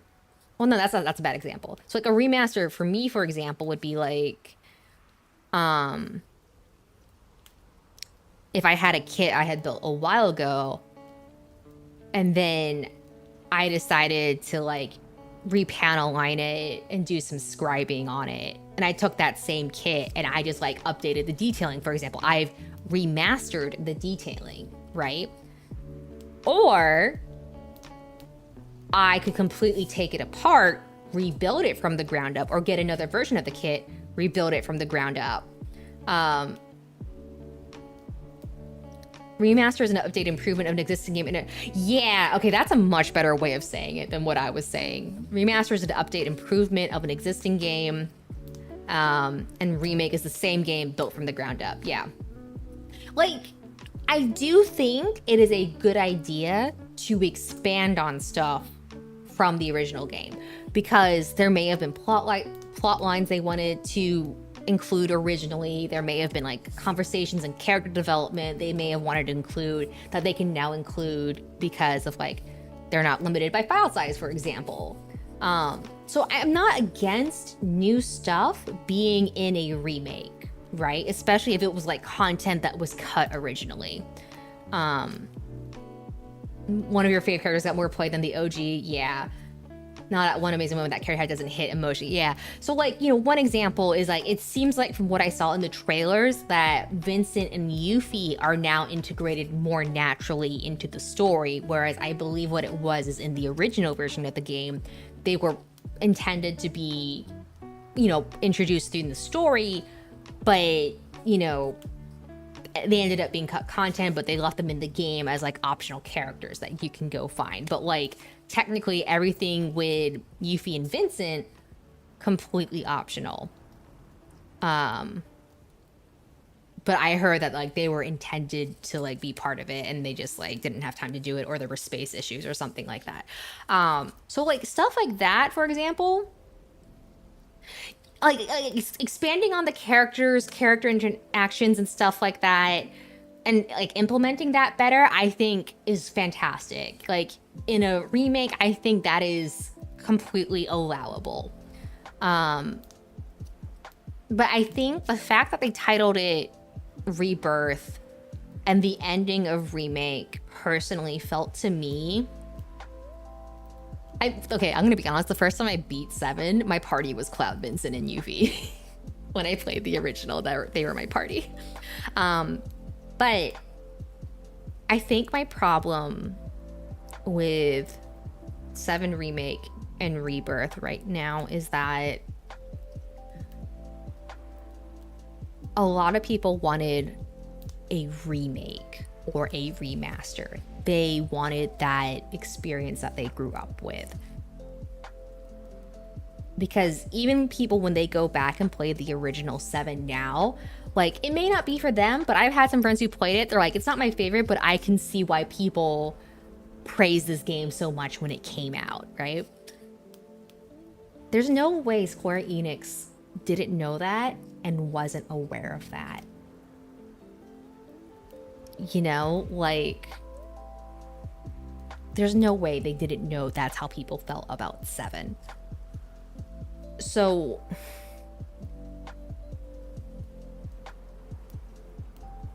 you know, to me, it felt like the ending of Remake was beating me over the head with a chair that this is not a remake.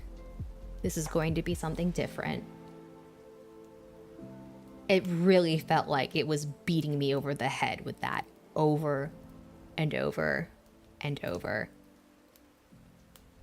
And that really took away a lot of my enjoyment. If it wasn't a remake, what was it? I would say it's more of a retelling, an alternate version, but I don't think it's a... Yeah, it's a sequel, if anything. I feel like they're... Yeah, no, I know what you mean, Vanda. Like, it's like a sequel, but it also is like it's using stuff from OG7 as like a basis, but it's also a sequel. Like, it's also something that, like, it's not the original work, but it is meant to supplement the original work. It's basically another entry in the compilation of Final Fantasy VII. Yeah, it seems like it's going to be an alternate timeline. I don't know if they're self-aware. I didn't play Rebirth, right? And it's crazy because they have done, like, remakes. They did Crisis Core, and it was basically... They made all the graphics current, they tweaked some of the battle systems to, like, run a little more smoothly, but, like, all the dialogue that people loved, all the interactions that people loved, even the jank stuff that people didn't like, it was all there. Yeah, I'm trying to be careful about what I say, because I don't want to go into specifics. So, like, all I can say about Remake is that it really did feel like they were just trying to say, like, this isn't the one... Like, if you're hoping for a one-to-one remake or something that was going to be closer to, like, what you played originally, this is not going to be it. That's what it felt like. And it feels like a lot of their priorities are not in the right places. Because one of the only things that I consistently heard about Rebirth was people getting...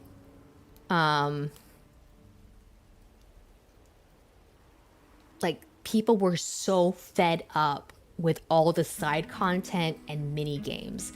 And it's side content and mini games that the gameplay doesn't come back anywhere else. Did the original 7 have mini games? Yes. But everyone was saying, like, you get a little bit of plot and then there's a ton of, like, side content you need to do. Then you get a little bit more plot. And then there's all these different mini games and whatnot. And it's kind of like, why are they padding it so much with all this mini game? When it feels like they could have focused more on, you know, the story. Like, you don't need to pad the length of a game if the writing's solid. Here's the thing, even if you want to end at a specific point, even if you want to end at a specific point, and I get that, right? If your writing, I do know the one.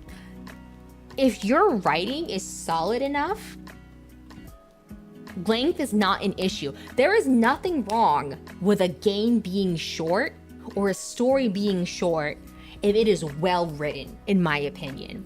So I can only think that they were blatantly trying to pad the playtime of the game.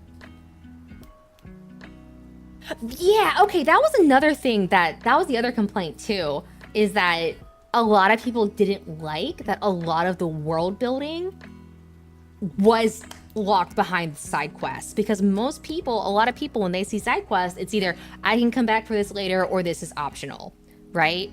So that was I do remember one of my friends was complaining about that like stuff that they felt should have been incorporated into the main story ended up becoming missable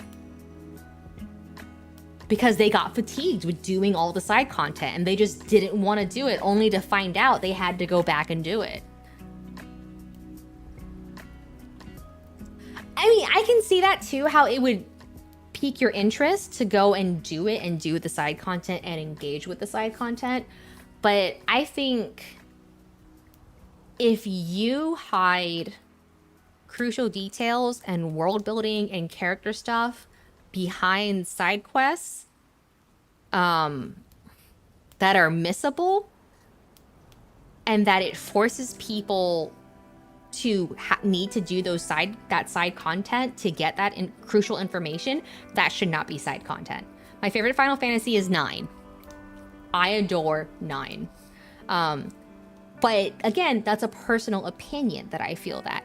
So, you know, like for example, there was that completely missable side content in the original 7 that gave you more background on what happened to Cloud during a certain time frame.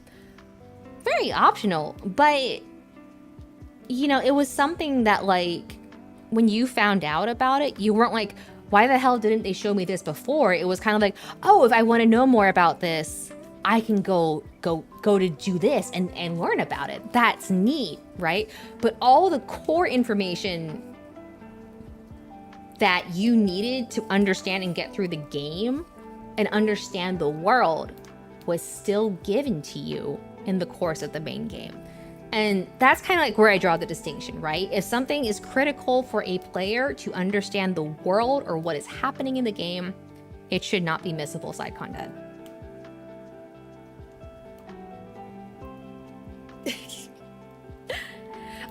I do understand the take. I'm not saying that it's wrong to do it because like John said, it is something that can like encourage you to explore the world more in a more directed way. It's okay, so there wasn't that level of notch. Okay, my impression was that there was stuff that like made the plot and world building make a lot of sense that was tied behind side quests based on how my friends were describing it. Yeah, it's like if you want answers about a particular thing, it turns out they're there in the game. Like, I'm not against side quests. I do like side quests and side content, especially because, you know, modern gaming, people complain about like yellow paint, but then if they don't have it in the playtest, people can't figure out how they're supposed to like, where they're supposed to go. I don't mind that. I don't mind being shown that like, here is side content you can get if you want it, right? I don't mind directed side content.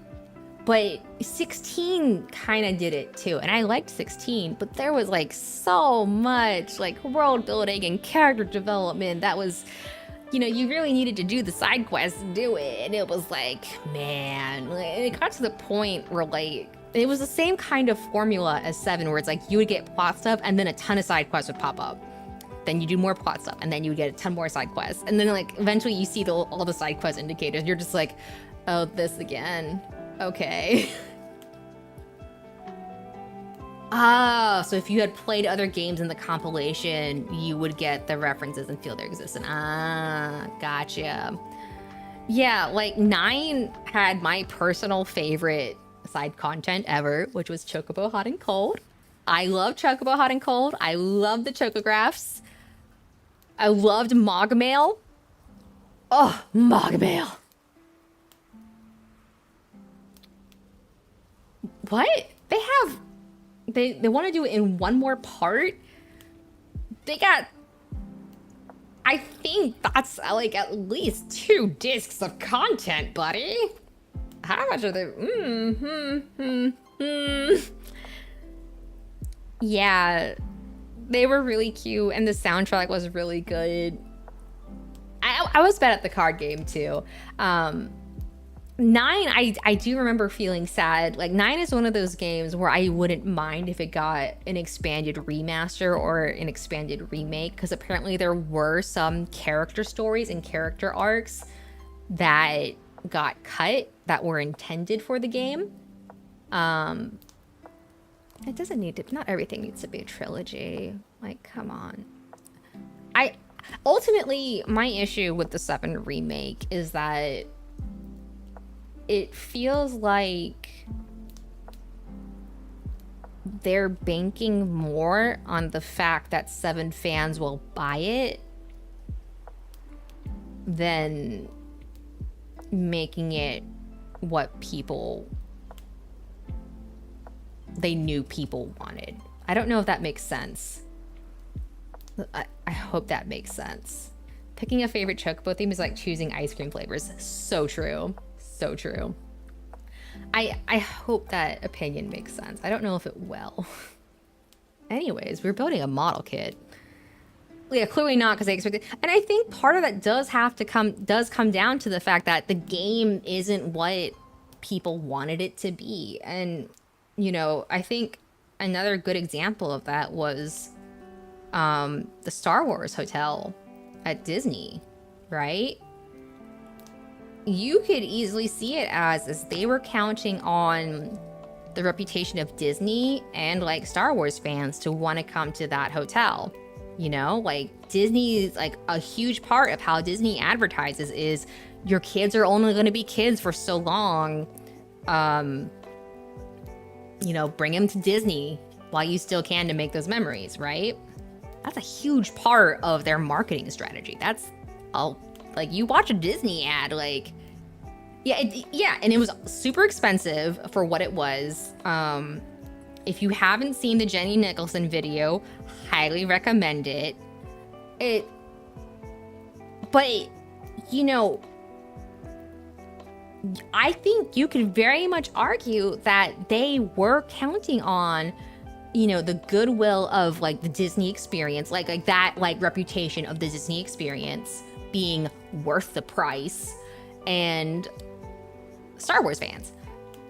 And ultimately, the product was not what was promised. And then they ended up deciding to write it off as a loss for taxes, right? And I feel like it's not that they're the same, but it's that like in the end, it comes down to, I feel like they were aware of what people wanted, and instead of being upfront about it, people found out when they played Remake. But like John pointed out earlier, when you say Remake, I feel like Remake has a certain connotation to it.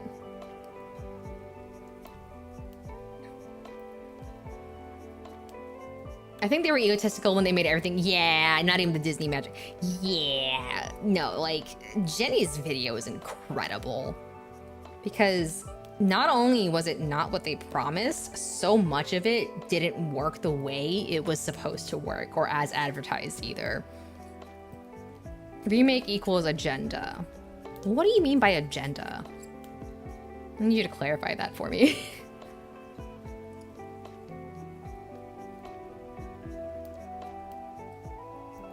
Honestly,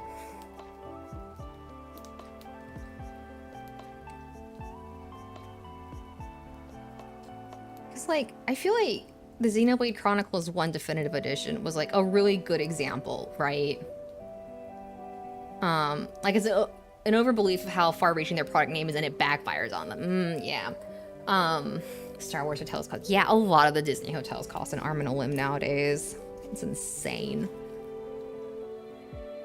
But I do think like, and this is also because it stems from another belief I have that's related to KK went out to destroy the legacy. They're playing Rebirth. I don't even see it as a remake. Yeah, exactly. Like, the fact that people aren't perceiving it as a remake anymore, but just like another entry in 7. Like, I feel like that says a lot already about the project, that people don't even regard it as like people only call it remake is because that's what it was called, right? Most people don't even regard it as like a remake at this point. So now we're back to square one of people want an FF7 remake. And it's crazy because, Yes, I was just about to say that. Like, it's crazy because we have seen companies do good remakes. Like, the Resident Evil remakes have done pretty well for themselves, all things considered. Right? So it's like a properly made remake can do well. But that also ties into like another issue I have, not just with like modern gaming, but like modern media in general, is that it feels like people, they're constantly like rehashing things or releasing things in a way that relies on the popularity of something else. And what I mean by that is that like sometimes like I'll play a game or see a movie and the feeling I get is like they wanted this to be something else, but they wanted to make sure it would sell, so they retooled it to fit in this thing, right? I mean, it's just weird how remakes would be for remake.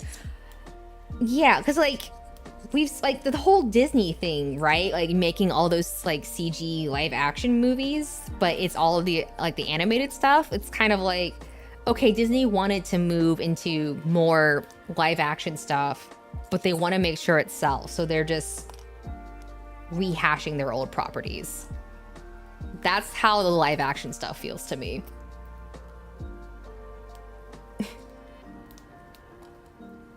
Okay, so this goes this way, and then this faces this way and goes here. In fact, if you,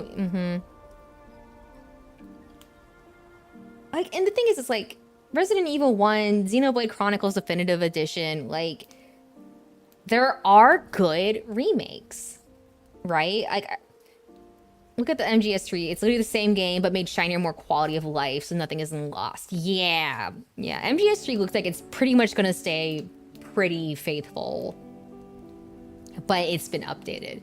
Like, what was another one? The upcoming Tactics remake. And I'm saying remake because apparently what I heard is that they don't have the base files to remaster the game with, so they basically had to recreate it to remaster it. I don't know enough about Dead Space to comment on it. I genuinely do not know anything about Dead Space, apart from the fact that apparently it has incredible integrated UI information.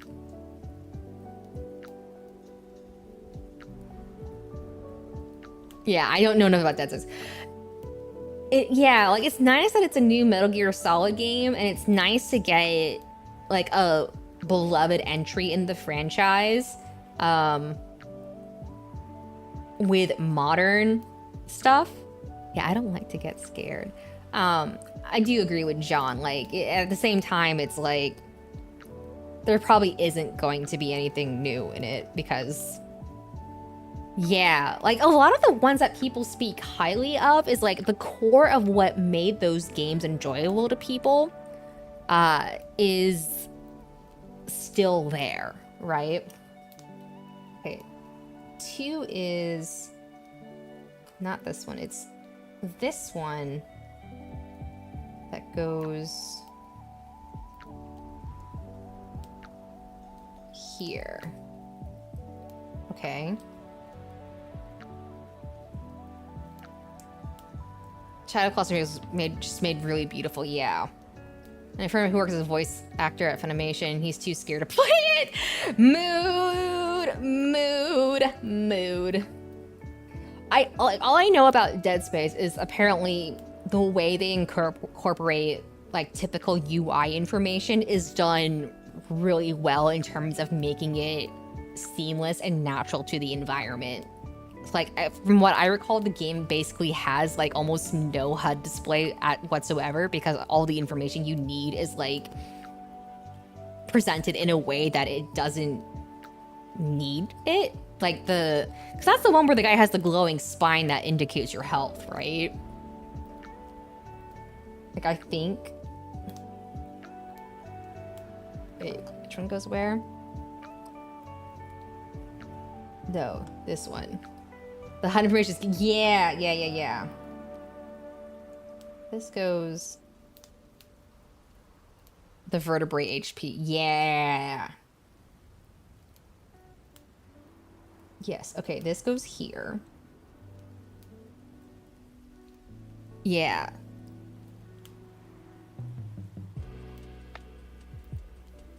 In the end, I think that's why stuff like Madden and Call of Duty continue to sell well. Like, it's like the gameplay loop is functionally updated to like modern graphics and modern gameplay. So like what people enjoyed about those games is just being updated. Blue Point have kind of become the remake company, although they also had some flubs. Yeah. The physics were hyper. Oh. I heard the Alien game was freaking crazy. Like, they did something crazy with the AI with Alien, which is like insane to me and also terrifying.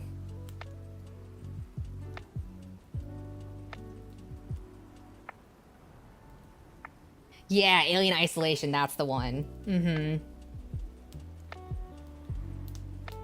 Apparently, like, something like the aliens could actually, like, learn and adapt to your behavior, so the same tricks wouldn't just work on them for the whole game. So, like, it actually kept you on your toes or something like that. And I was just like, I can never play this game. Not a fan of Demon Souls remake? Yeah. Like, and it's tricky, right? Because there's a lot of games that, like... Do I want a remake of the older Final Fantasies? Absolutely, to be honest. And I could play the Pixel remasters, but I would also love to see like a proper 3D remake of some of those Final Fantasies. The problem is, of course, is they don't have a lot of story to work with. But, you know, come on. Need you to go in, buddy. I should have filed these pegs down. That's what I should have done. I'm gonna visit this game where I made use a feature of the game where you actually listen with your microphone to the Ever Crisis. They're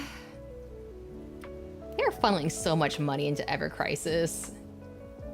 Yeah, like, okay, the older Metal Gears remade to like modern mechanics would be freaking wild. Dude, my friend wants me to watch Warhammer. I have a friend who's gotten into Warhammer recently, and he wants me to watch lore videos so he can see how I react to them. I will say that is the one thing that like I do think is fascinating about Warhammer. Like in general, maybe the first confrontation. Yeah, honestly, even if they like made the story of Metal Gear more accessible. Fox Engine is dead, yeah. Yeah, I think the original Metal Gear games. But also, I love the graphics in 1. Like that pixely PS1 look, oh. But I also have nostalgia bias towards that look, right? Oh, are we doing a Warhammer lore reaction stream next? Is that where we're going? Is that where this is going?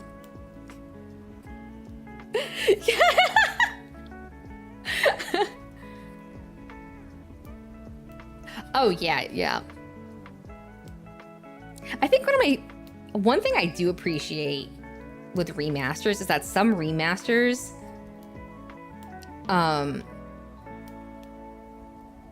one thing I do appreciate is that like some remasters will include like the Resident Evil did this, and I really like that they did this, is that they included like the blocky graphics models, so you could have that throwback model, which I think is a fun addition to have.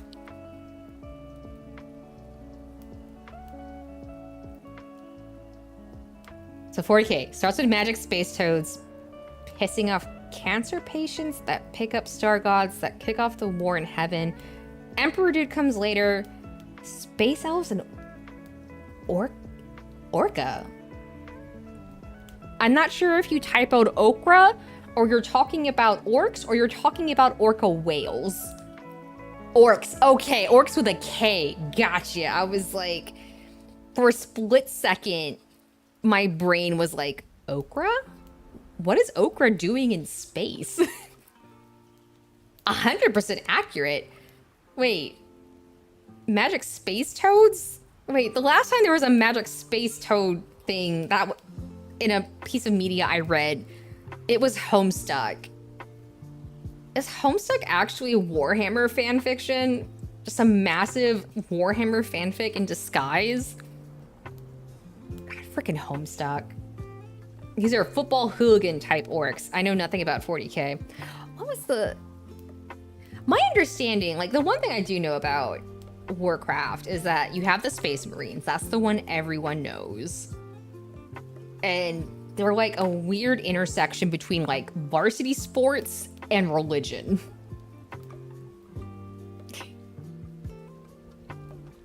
You need more than an hour to get the gist of 40k. I'll just say that much. Hey, I should check the length of that video my friend sent me. Right.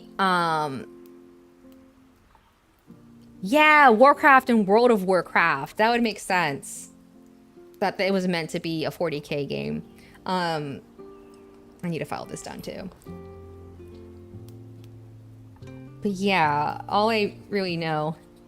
Has there ever been a game you hated it so much you have PTSD from it?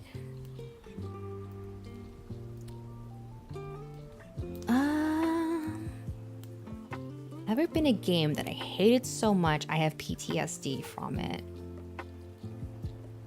I'm trying to think.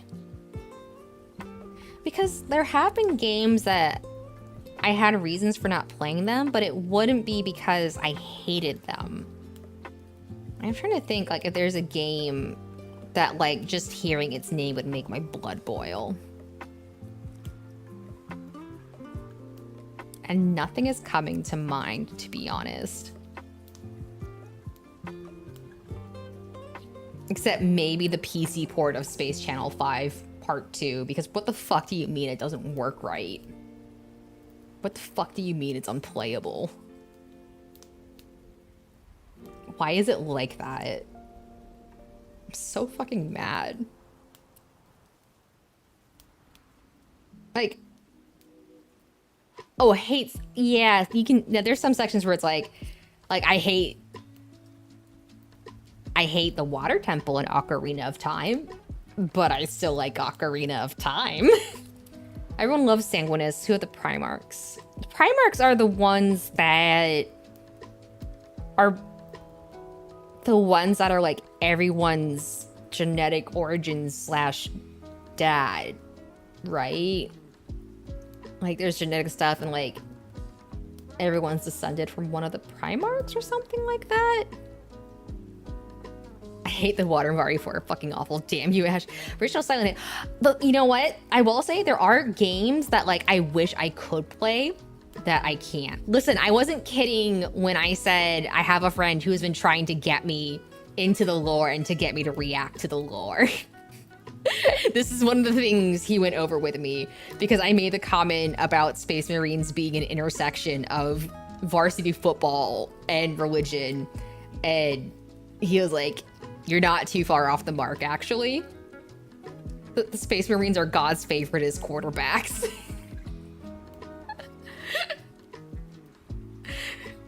Yeah. I remember going to a garage sale, picking up a Shingen the Ruler, waiting for it. I was like, 40k has its own Chuck Norris built in. What the hell? What was it? Like, there's some games I wish I could play, but I can't. And Fatal Frame is one of those games that I wish I could play it. I cannot. Part of it is because I get too scared. Like, I tried to play 2, and even with a guide and a walkthrough up, playing in broad daylight with the lights on, I was still getting too scared to play it. Like, I just get too scared to play Fatal Frame. And I tried to play 4. The running and the camera controls were just, it was not great. And it's insane because I love the lore and the world building of Fatal Frame. But I have to content myself to just read about it. Silent Hill is another game that, like, I wish I could play it. Especially because the new... That's why Marbo once integrated and the grenade exploded.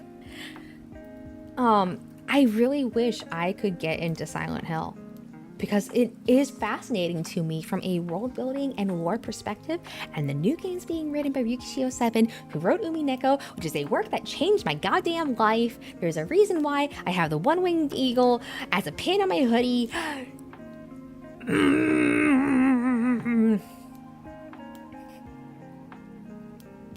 I wish I could play it. I wish I could. Okay, and then this goes like this. Anyways, I'm building a model kit in case we forgot. Okay. Like, I have read about Silent Hill, and weirdly enough, I actually did see one of the Silent Hill movies. Did I not file this down enough? When they made those live action movies a while ago. But yeah, it's just one of those games that, like, if I could play it, I would. But sometimes I see those games and I'm like, why do people like Markiplier do this to themselves? Because there are some games, they have crazy world building and lore that it's like, this is actually fascinating. Like, I had no idea the Five Nights at Freddy's lore got so insane at some point. Like, apparently there is some genuinely crazy lore in those games now. And I have no idea what to make of that. Let's see if I can get these in now.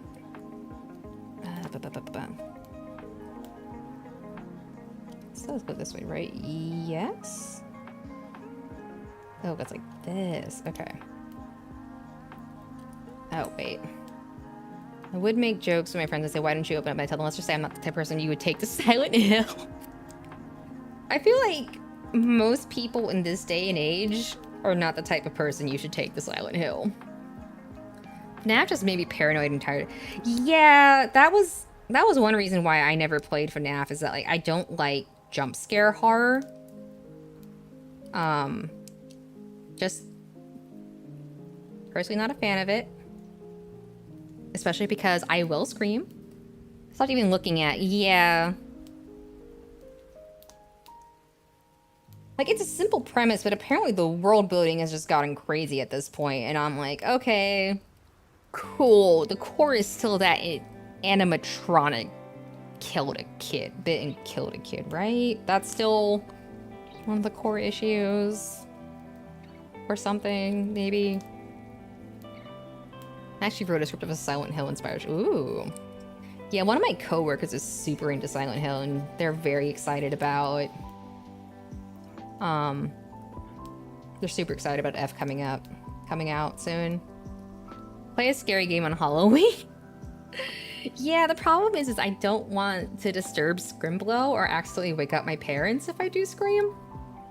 Like, when I was yelling at my tracking just now, I accidentally woke up Scrimblow a little, and now I feel bad. I mean, you guys have seen me get jump scared. There was a moment in Deltarune yesterday, plenty of moments in 3.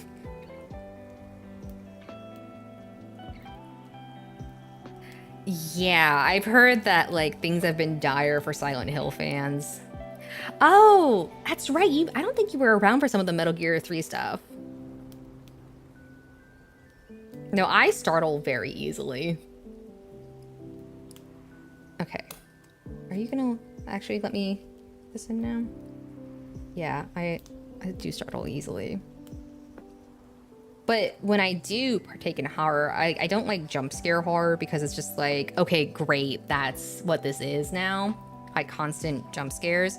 But when it's like freaky world building horror or like psychological horror and there's good world building, I'm like, oh shit. Okay, that's in all the way now. Now let's see. Pink played scary game with monitor, but what an incredible problem to have. That is such an insane problem to have. Wait, did I put this the wrong way?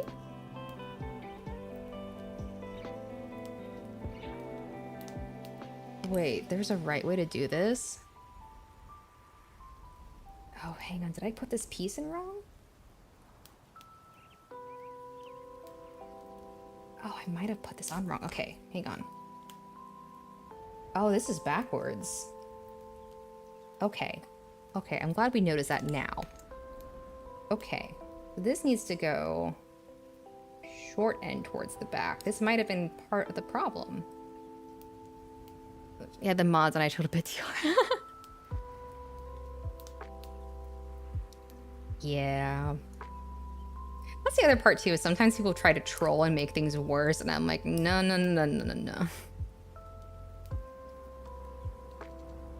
Like, that's part of what made Fatal Frame so fascinating to me, is that, like, did it have jump scare elements? Yes, absolutely. But the core of the horror was, like, finding out what was going on, but also the fact that they limited your, like, your field of view with the camera. Like, to me, the way they used the camera was really ingenious. Because it was like, oh, okay. Like, it was a combination of, like, all that stuff. All I know about Alan Wake is the musical number that everyone was talking about when Alan Wake 2 came out. Okay. There's some things where it's just like, unfortunately, this is the limit of my knowledge about this subject. Ouch. Pointy. This is not going on all the way. I need you to go on all the way. I filed down these pegs so much. Why are they not going? Please. Please. Please. Eternal Darkness, it had ways it could be scary, I think. But I think that was another game that really messed with... It was more like the way it played with the fourth wall and the subject matter that made it what it was. Like, to me, it wasn't a game... Like, my understanding of Eternal Darkness is that it's not like a jump scare scary game, but there's elements of it that, like, are meant to mess with you. In the same way that, like, Fish and Mailed is meant to mess with you, right? I want to, like, squeeze it, but these bits are pokey and it hurts my hand. Psycho Mantis would reference it in Twin Snakes if you have it on... Oh. Didn't Psycho Mantis also reference Vibration or something on the PS3? It's so funny that you mentioned Deadly Premonition. I have, in fact, played Deadly Premonition. Deadly Premonition is such a surreal experience. Yeah, okay, no spoiling Deadly Premonition. Got it. Yeah. All I'll say is that it was genuinely such a surreal experience that I do not regret playing it. But that's all I will say about it, to not say more.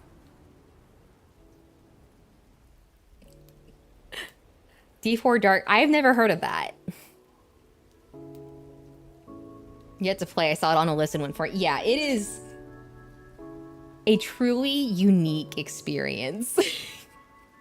I heard there's a sequel, but the sequel just didn't hit the same way as the first one, so I haven't looked into the sequel. Why is this not... What is causing this to not attach? Have you played the... Yes! So I haven't played the first 3, but I did get 4 when it came out. Oh, Pikmin's so cute. Pikmin dog. Pikmin dog. Pikmin dog yellow. Why are we not cooperating? Okay, so that's not the problem.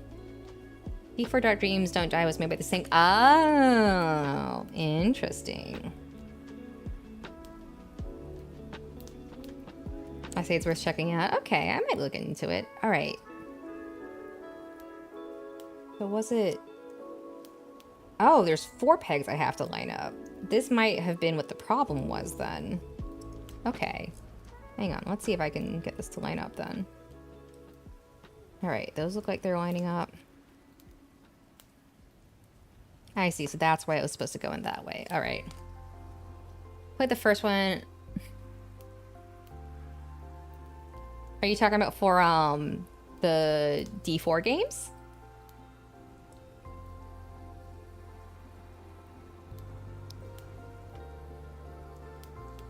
Or are you talking about... Oh, Pikmin? Yeah. Yeah, like, one... I did... Like, I think part of my issue with one is that, like, because I'm used to the modern quality of life from 4, I know there's gonna be that, what's the right word for it? Yeah, that combination of like just being used to the modern way it plays versus going back to how it used to be. Like, I feel like that's always a thing when people go back to older games. Like, I remember the first time I tried playing the original Final Fantasy, I didn't realize it didn't have, like, if you kill an enemy and you had someone queued up to attack that enemy, in most modern games, you will retarget a different enemy. In the original Final Fantasy 1 on, like, the SNES, if an enemy dies before your queued attack goes to hit it, you just lose the attack. And I remember being, like, so baffled. I was like, what? Why didn't it attack the other guy on the screen? That's incorrectly. This thing isn't... There's part of this thing that isn't lining up. Got it. Got it. Okay, we got it. Yeah, the canceled attack thing. Okay, I think these are going to be arms eventually. All right. And then this goes this way, and this goes in here. Oh. Oh, okay. Oh. Yeah, because I really wanted to... This was before they had stuff like... This was before the PSP came out and they had, like, the GBA accessible versions, right? So at the time when I decided I wanted to check out the older Final Fantasies, getting an emulator and playing the original version was the only real way for me to play it until... more modern releases came out. And then those versions had auto retargeting. You didn't cancel the attacks. I think that's mostly it now. Okay, it's starting to look like a torso, which is good. I'm gonna sneeze. Wait, you can only snooze once per hour now? Wait, no. There we go. Never mind. I can snooze some more. All right, perfect. Yeah. There we go. Okay, I think we are going to go ahead and wrap up here. Because my throat is starting to hurt a little bit, if I'm being honest. You know, going back to you wanting the... Yeah, it's... Exactly. And part of the reason I want a modern remake of the older Final Fantasy is that I'm really curious to see how they would interpret those worlds and characters in 3D. But I also recognize that if they were to remake it, there would be a ton of, like, padding and made up new content for those games. So, like, what they're doing with 7, I feel like might have made more sense for some of the older Final Fantasies. You know? Oh, wow. Then again, we did get Strangers of Paradise, and that was its... Strangers of Paradise was Strangers of Paradise.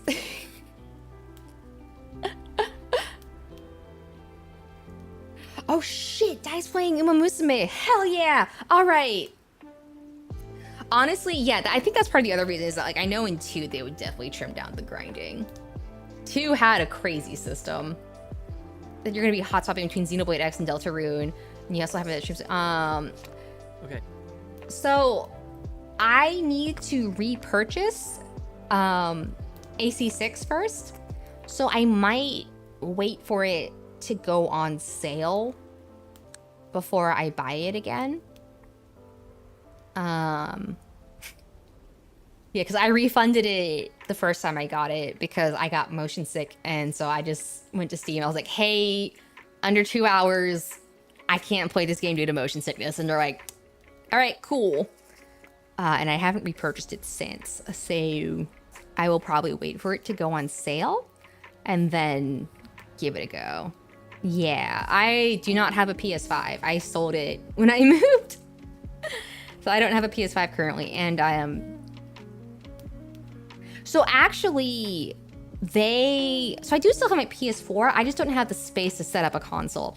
So they actually, I'm not sure which Final Fantasy games you mean, but they actually have more or less released all the main series entries west now. So 1, 2, 3, 4, 5, 6, they're all accessible and properly numbered. 2 and 3 have been released. I don't think they've re-released the 3DS version of 3. I think just it got another pixel remaster. And then, so if you look up the Final Fantasy pixel remasters, that should get you most of those games. I believe 1 to 6 are the pixel remaster series. And I believe those are on Steam, if I remember correctly. Yeah. 6 is one I think would be interesting for them to remake, because I feel like it has enough writing and whatnot that they could like actually effectively rebuild the world. Yeah. The pixel remaster is properly numbered in the actual sequential order and not in the global release order. So 2 is actually 2, 2 is not 4 anymore, right? So for those who don't know, not every Final Fantasy got released internationally at first. So Final Fantasy 1 was still Final Fantasy 1, but Final Fantasy 2, when it originally released, was actually Final Fantasy 4, and Final Fantasy 3 was actually Final Fantasy 6. But with the pixel remasters, they are now ordered correctly. Yeah, FF6 has had a couple different remasters. I am curious about the Tactics remaster, because I think adding voice acting, excellent idea. Incorporating the War of the Lions content, excellent. And I think one thing I appreciate that they're doing with the Tactics remaster is that they are giving you the option between the original graphic look and the new graphics, which I like a lot, to be honest. Yeah, I think that's a really cool feature that they included. I think my only other issue with a lot of modern like remasters and remakes is I'm not the biggest fan of the 2.5 HD look, mostly because I don't like how much bloom there is. I should probably look into if there's a way for it to turn off the bloom. But yeah, like my only issue with those games is it's like there's so much bloom. I'm tired of, but so bloom is like it's a lighting effect. So do you know when there's like a bright light and everything looks kind of like hazy because of it? No. See, Nier, I didn't have a problem with it. I love the OG Nier. I played the OG Nier on PS3. I actually did not have an issue with the bloom in PS3. But if you look up like Octopath Traveler or the Octopath Traveler images, or like the Dragon Quest remakes for like the earlier Dragon Quest games, yeah,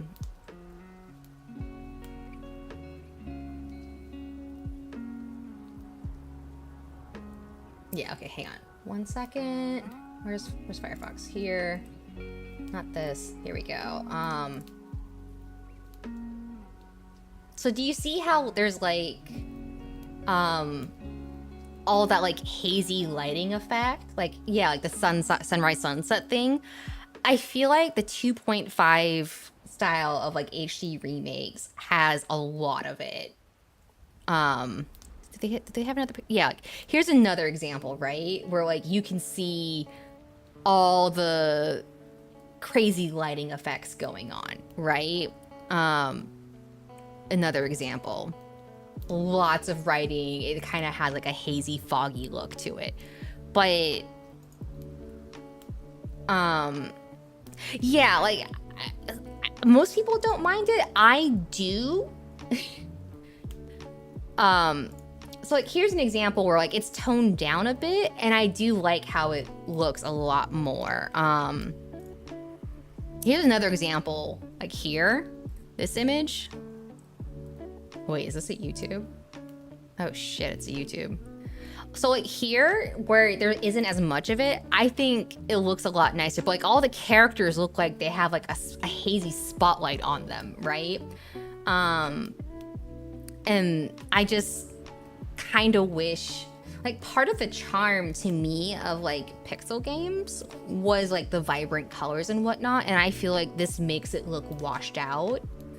So like if there was an option to turn off the bloom, that would be fantastic. Yeah, it's adorable, and I like the concept of like the 2D sprites in a 3D environment. I just don't like that it ends up looking like overcomposited and like washed out in some cases. I don't know. It just feels like too much to me, and I ended up not liking it. But yeah. Which is a shame because I've heard very good things about the games. Yeah, okay, here's another example, right? Like, where is it? Where did that image go?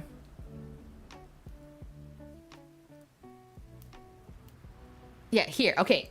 This battle scene. All right, cool, gorgeous. There's lighting, neat. Why do we have so many sunbeams coming through the forest? Like, why do you want me to be so awed in every scene at how gorgeous the game is? Like, let me focus on this bit, please.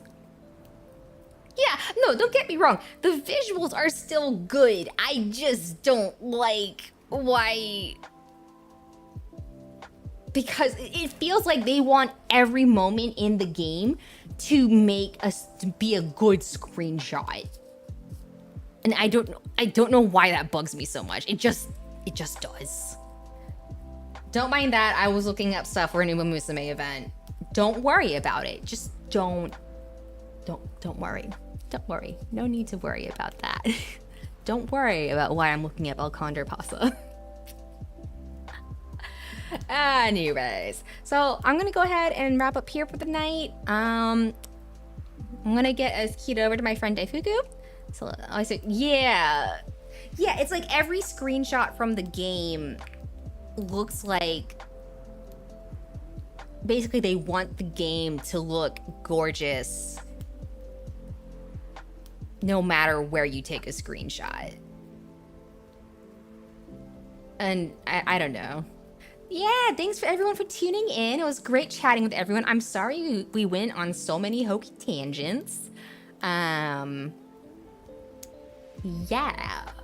So next week we'll probably be finishing up. Okay, bye Mari. Love the tangent. I'm glad you enjoyed the tangents.